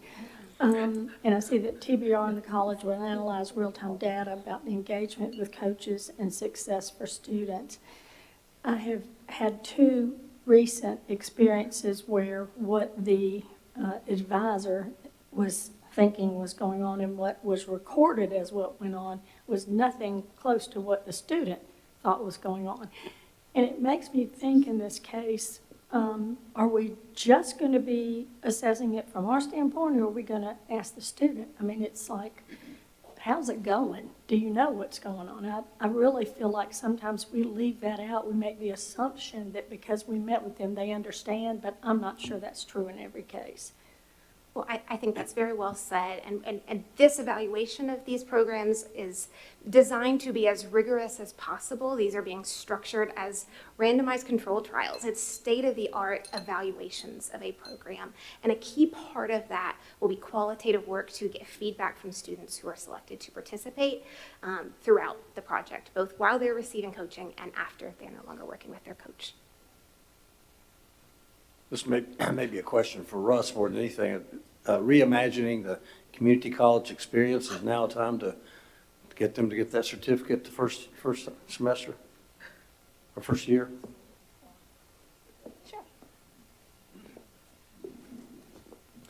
Regent Burdine, I'm glad you asked that. In fact, I debated whether to even make that link with the board. I think there's a lot of parallels here because part of what the Reimagining Community College Experience envisions is that we sort of approach the problems differently. And part of what you see in these two grants is us thinking about how to sort of help better shape the students' choices and experiences in ways that we know are rocky already. The learning support sequence that he mentions and the dropout rates you see, that's a very intractable problem. We made some incremental progress on, but have yet to really sort of crack that code. There are a lot of philosophical parallels here, and in fact, as these were being designed, before, the antecedents of Calypso were in, the Reimagining Community College was in our head. We were thinking about how do you bring those ideas, which gave full flower in the paper y'all read, into these grants too, to sort of give a little real-world test case of whether indeed some of those aspects will work for our students. Yeah. Okay, I'm going to jump fast now. Good. All right. Hey, Dr. Moore, I actually have two questions for you. Am I hearing this right, that this is starting with learning support students? That's correct. Is there a plan to expand it outside of that if it works? Absolutely. So we're starting with learning support students who are recent high school graduates, and then this spring we'll expand it to students regardless of their learning support status who are returning adults, Tennessee Reconnect students. That's our expansion plan as of now. If we find it's effective, I think we'd soon want to enter into conversations about other student groups who might benefit from this type of coaching. Okay, do you envision the coaches also working with the faculty? Will this be kind of a symbiotic kind of relationship? Do you think? Absolutely. That's a really key part of this work is support from those faculty so that coaches are an extension of the work faculty are already doing. There's additional funding built into these grants to provide professional development for coaches and for faculty to be a part of this. So faculty play an essential role in this work. I think this is a great idea because this is going to catch a lot of the students that will fall through the cracks. So, thank you. Thank you. The two schools that were selected, I'm making an assumption that their demographics mirror the demographics on the bar chart that you showed earlier. Absolutely. And I can speak a bit more about why those two colleges were selected. It's both for research purposes. They have the right number and diversity of students to make this a research project that we can evaluate. But these are also rather intensive, as you can imagine. So part of that selection process was identifying colleges who have the institutional capacity, who can take this on right now and implement these very intensive pilots. Okay, thank you. I just wish to echo what Regent Shelton had said. This has tremendous opportunity to, to make an impact on freshmen, on first-year college students. A lot of my friends growing up, when we finally got to college, quite a few who fell into that 16% that you saw, didn't end up getting any credits their first go-around, discouraged them, and many of them have no secondary education. They're jumping around from job to job with no real future. And then to see the statistic of 42%, to say that's a very, very large statistic, that's baffling, honestly. But to see that there is something being done, there is a lifeline that is going to be put in place, tremendous. That's the one word I can truly think of, tremendous. Thank you so much. Any other questions? Dr. Moreland, thank you. I know this represents many months of you working, writing, submitting, waiting, revising, and this process goes on, but you've really been diligent, and for that we thank you. Thank you. Part of an excellent team, so thank you. Moving along on our agenda, we'll go for strategic conversations on articulation. I'd like to call on Vice Chancellor Jonathan E. Blackwood. Thank you, Madam Chair. Next slide, please. We want to highlight that the Office of Academic Affairs has prioritized a really renewed focus on articulation agreements between TCATs and community colleges. In doing this work, this priority supports TBR policy articulation transfer 2.00, 0.01, 0.06. These articulation agreements ensure that specific classes that students took at TCATs as a part of their program will be accepted and awarded academic credit upon transfer to a community college. We focused on the top AAS degrees in doing this articulation agreement, and I wanted to talk about the process for strategic conversations because it really is a defined process. It starts with the informational convening where we bring all of the TCATs and community colleges together around these degrees, and we share what our outcome is, and we set a schedule. We also identified champions, which was a TCAT champion as well as a community college champion, who could have been faculty or a president or a dean or a chair, who would help lead those specific conversations around that particular discipline. We also share promising local articulation agreements with these different discipline teams so they could see where TCAT and community college faculty had already figured it out, and we use that as inspiration to come up with more of these opportunities. Next slide, please. I just wanted to highlight my thought partners in this work who've done tremendous work. I really want to highlight Dr. Treva Behrman, who retires in 2 weeks. Most folks would wind down upon retirement. She actually went all in and dropped the mic and said, "This is how you do it when you walk out the door." So I do want to recognize her work. Next slide, please. When I started this work, we currently had 7 system-wide articulation agreements between TCATs and community colleges, and those are listed here. Next slide. But what happened, if you remember the last board meeting, Chancellor Tidings shared in her report her vision around these strategic conversations, and we will be identifying 10 more articulation agreements. It was really important in terms of student access. It created a pipeline for a mobility track, so TCAT students got credit for work they'd already done at TCAT. So then when they transferred, they saved time to degree completion, it saved costs, and it was an enrollment pipeline for the community colleges. The chancellor, her report said that we would have 10. I heard 24, Chancellor, so that's what we're bringing to you today. In doing that work, I wanted to highlight all of the areas.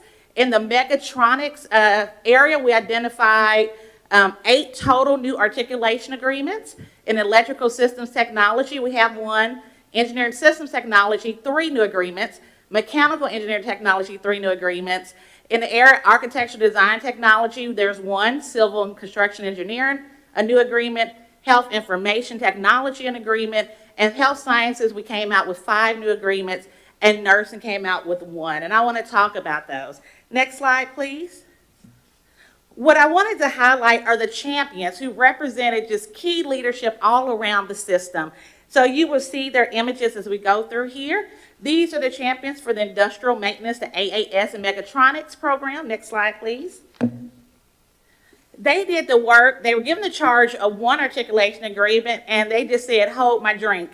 They actually came out as a team with 8 new articulation agreements so that TCAT students get credit when they transfer in here. You see they got to 22 credit hours in all of the 8 programs. So a student walking in the door will be awarded those credits, and that is a great opportunity to encourage TCAT students to continue their education. Next slide, please. This is our champion for the industrial electricity to the AAS and electrical engineering technology program.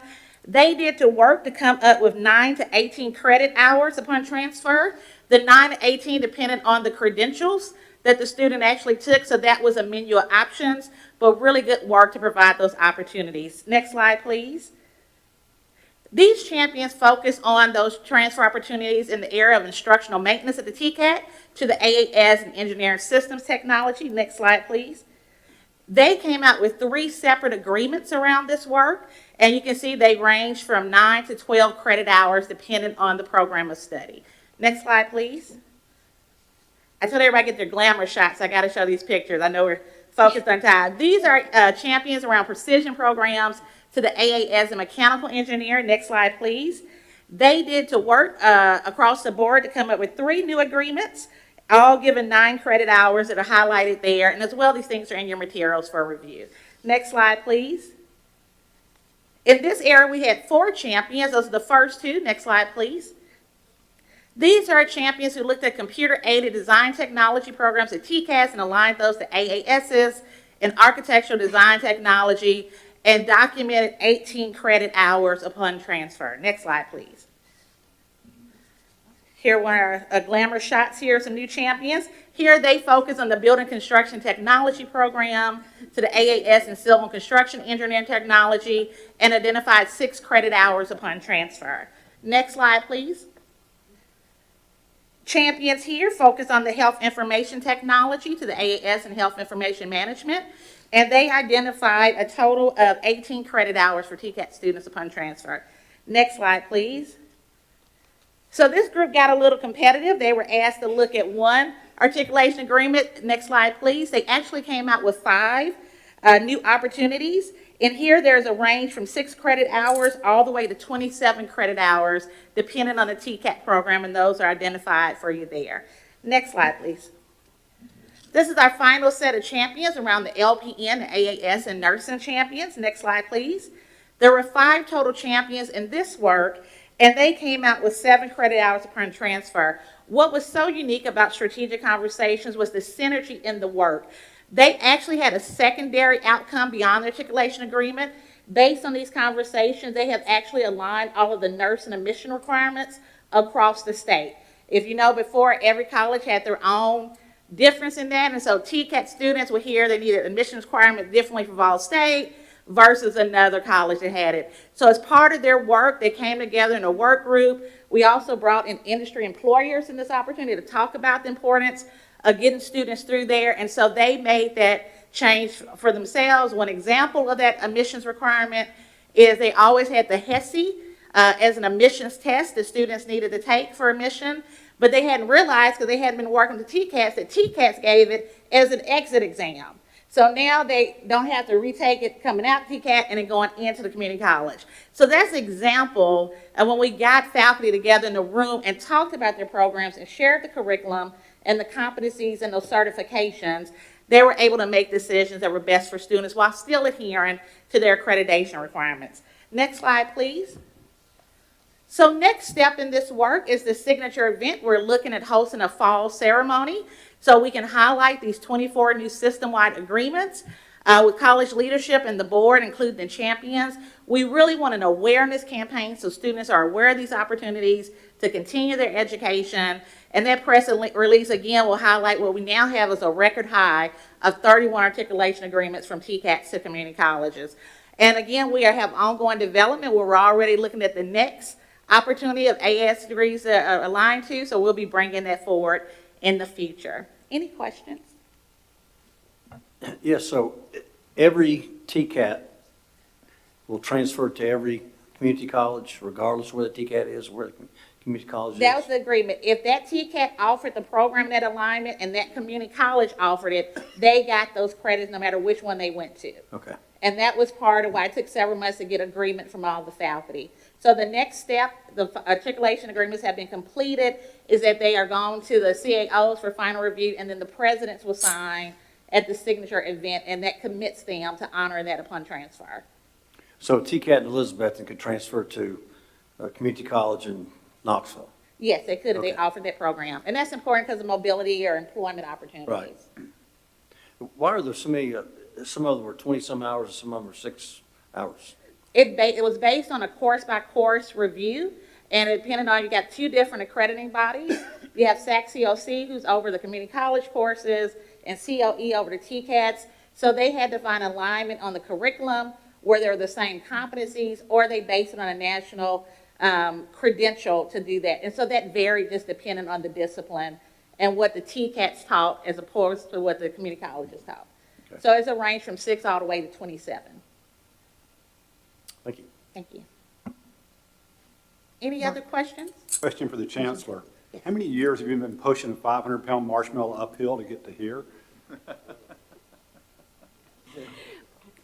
A long time. And so to have somebody like Jothany take that bull and run with it is incredible. And she has done an amazing job. And so. Thank you on behalf of the team. Any further questions? And Dr. Blackwood, thank you for also bringing the faculty and the presidents and others who worked on this, because lots of times they don't get the accolades, but we do appreciate the work that went in to getting to this point. Thank you. That was important for the board to see that engagement across the state. Amen. Thank you. Let's move on. Dr. Blackwood, if you would, for the Amazon update. Thank you. Academic Affairs is committed to supporting all of our TBR colleges and offering really robust portfolios around IT credentials and certificates that really ensure our students are at the cutting edge of technology and workforce opportunities. TBR has recently launched a statewide partnership with Amazon's AWS, which I will quickly highlight. And following my update, Dr. Tom Sewell, who's my new Associate Vice Chancellor for Academic Innovation, will highlight our new emerging partnerships with Google and Apple as well. Next slide, please. So I want to highlight this partnership between AWS and TBR is on a collaborative effort to train, upskill, and certify 5,000 Tennesseans in cloud computing within 3 years. Throughout this statewide initiative, technical training and education is mapped to in-demand skills and will be available currently from 27 of our TBR institutions, with the expectation that all of them will come on board. Colleges are provided a no-cost, ready-to-teach cloud computing curricula that prepare students for industry-recognized AWS certifications and in-demand cloud jobs. Next slide, please. Our faculty are being provided robust professional development. All of the faculty who are teaching, there's currently about 47 in the program, are going through cohort training with Amazon. Amazon meets with our teams across the colleges every 2 weeks to guide them through the curriculum and the training.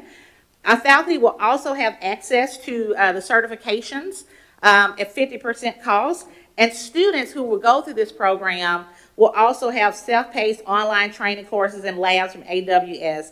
Tennessee eCampus, along with all of our community colleges and TCATs, will also be offering these courses. Next slide, please. Just to highlight these certifications, AWS is providing that curriculum for us that we will integrate into current coursework and degrees or as a standalone certificate, again, at TCATs and community colleges to prepare our students to take these industry certifications that are recognized. We are currently working with our CIT, Statewide Common Curriculum Board, as well as faculty to develop those as a component. What is really important with these new initiatives is our process. We have a process where we bring folks in as an informational. We have guided sessions that have a cadence that we meet. So that way all our colleges are moving together and getting that cohort training and support as a team. And so my office organizes those every 2 weeks. So all faculty across the board who are committed to that have ongoing support and training. Next slide, please. And again, I just highlighted a moment ago those key certifications from AWS.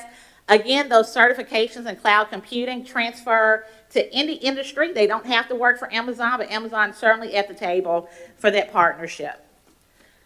Here, I just want to highlight that Tennessee does have a really rapidly growing tech sector with a growing demand for employees with these cloud computing skills. TBR is also working with Amazon. We're looking at this fall to offer these regional employer roundtables.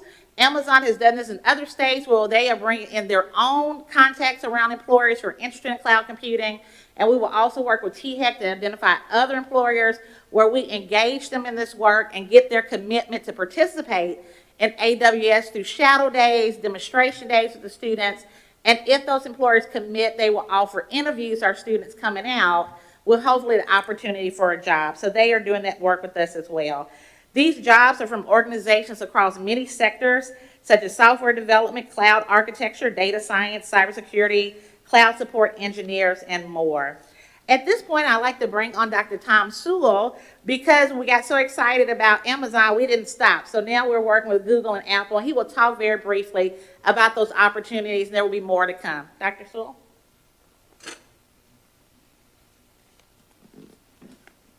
Thank you, Dr. Blackwood. Madam Chair, Chancellor, and board members, thank you for having me this afternoon. I'm here today as tech support.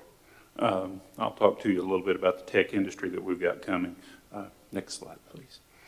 With Google offers 6 IT-related certificates that can be spread pretty much across the board.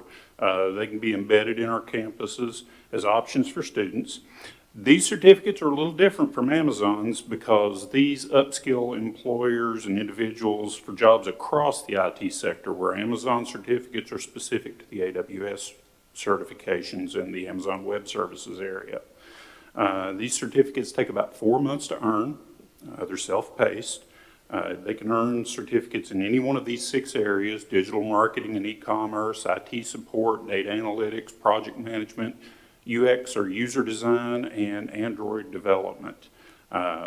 These certificates are designed by Google employees who are the content experts, and they have feedback from their employers. And they've got a consortium of over 150 employers, including Deloitte, FedEx, Target, Verizon, and yes, Ford is in there. So we're sort of tying all those things together. Next slide, please. The content's linked through Coursera. It's all free. Google certificates generally represent training for about 1.5 million job openings.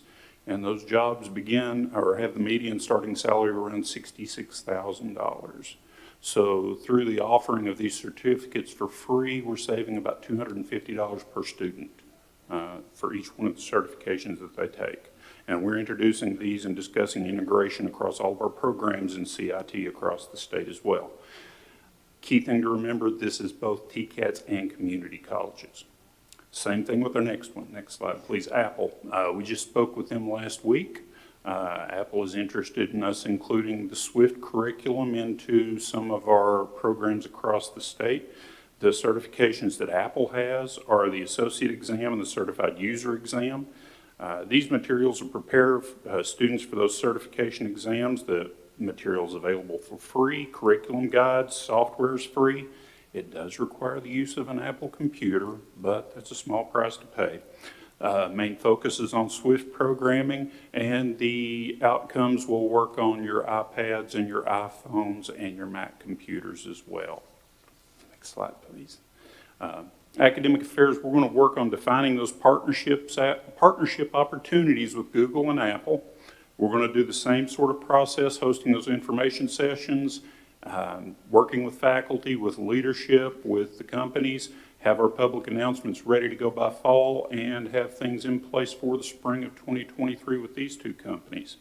Academic Affairs is committed to creating a robust portfolio of IT options for students to be prepared to enter the workforce with the necessary knowledge and skills to be successful in the workplace and to support the economic engine to drive Tennessee forward in the future.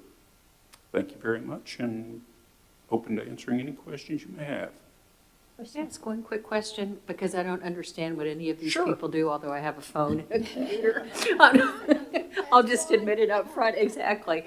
And I know it's early yet, but in addition to all of this tremendous work, are we having any conversation around Oracle and the work they'll ultimately be doing in Middle Tennessee? If I can ever get through the sales department to the training department, I've started with them last week. I just don't have I haven't made contact with the people I need to contact. I know they're building the campus downtown. They're next on my list. I plan on getting through to somebody next week. Well, and let's all of us who may have some contacts. I'll take any information you can give me. That would be great. Thanks, Dr. Sewell. Thank you. Good. Thank you so much, and welcome aboard. And Dr. Blackwood, would you continue on with our accreditation summary report and overview? Thank you. This last item is a summary of accreditation actions that occurred through the fiscal year July 2020 through June 2021, and is informational only for the board. I'm going to quickly summarize the actions taken by COE, which oversees the TCAS, as well as by SAC-COC, that oversees the community colleges. Next slide, please. Again, TCATs are accredited by the Council on Occupational Education, COE, which tries to ensure the quality of programs, the periodic review cycles, and interim reviews on our programs. Throughout their cycle, which is a 6-year review cycle, most of our TCATs are doing something every year with COE to either add new sites, new programs, or reaffirmation. You can see those summarized here on the screen as well as in your report. And again, these updates are informational for you as well. Next slide, please. For the community college work, that is accredited by SAC-COC, which is a handful of regional accreditors around the U.S. They mostly tend to be in the southern part of the state. And again, that is a voluntary system of accountability that accredits schools throughout the southern part of the United States. These accreditors ensure a very robust and comprehensive accountability mechanism that looks at college finances, student learning outcomes, programs and academics, as well as student service offerings, among other areas. So it is a comprehensive review. Their affirmation cycle is every 10 years, so every community college is constantly engaged with this work, whether that is the 10-year review, that midway 5th year review, or ongoing updates to keep the college in good standing. Throughout any given year, they are all engaged with SAC-COC. Next slide, please. One want to highlight that in addition to institutional accreditation, many of our programs on the campus also undergo program accreditation, which is discipline specific. So again, that ensures that every program at community college is going through some review for quality assurance and enhancing their academic program. They also are very engaged in self-conducted audits and program reviews, and that language is provided here on the screen in a summary for you, as well as in your materials, so that we can document all the work that we're doing around this. I want to thank the board members. Many of these reaffirmation visits involve your engagement and your support of resources at the colleges, so you have been a part of this. And again, this is simply a summary of COE and SAC-COC action reports that you have those materials in your records. Any questions? Hearing none, Dr. Blackwood, please tell your entire staff thank you for all the work this represents. Thank you to the committee members on this one, and we'll consider this committee adjourned. Thank you. Thank you, Regent Apple. Well done. Well, we've had a busy but good afternoon. We've gotten some important business done. A lot of work went into all of it, and we've gotten a chance to really talk about some of the exciting things that the Chancellor and the team have going on, which is terrific. For committee members, the committee reports and the materials for tomorrow's meeting will be available on our TBR website later today. For the committee chairs, a copy of your committee report will be available at the front desk at our hotels when we return this evening, so be sure to check for that. Tomorrow morning, we start at 9 a.m., and we have the privilege to hear from our three co-hosts for this meeting. President Smith, of course, from here at Columbia State, which I just remembered is your alma mater, right? So you're back home, so to speak. That's great, Mark. Very good. And we'll also hear, of course, from President Kelly Key Carroll at Hohenwald and Mike Whitehead at Pulaski. So we'll plan to be back at 9, then with our meeting to follow at the conclusion of their presentations at 9:30.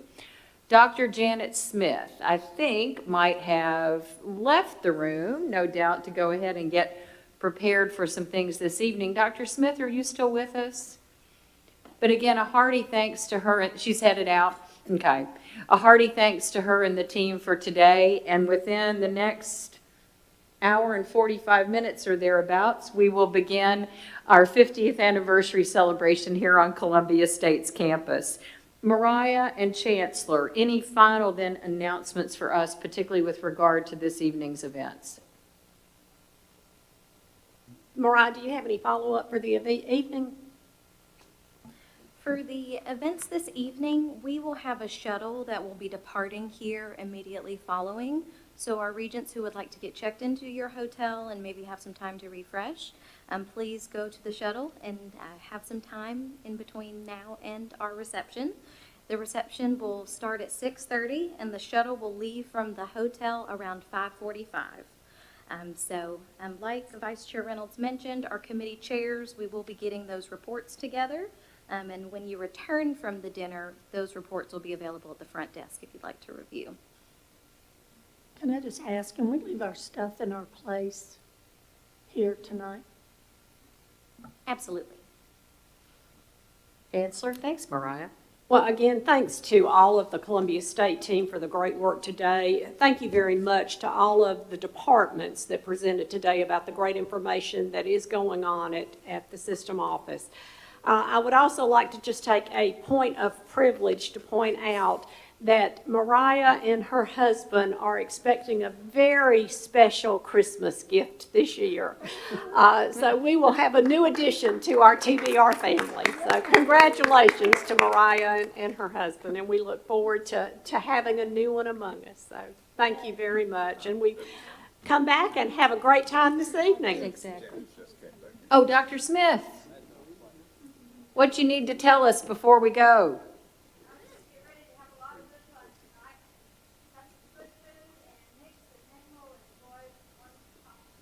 Thank you. Anything you do well. So we're excited. Thank you so much.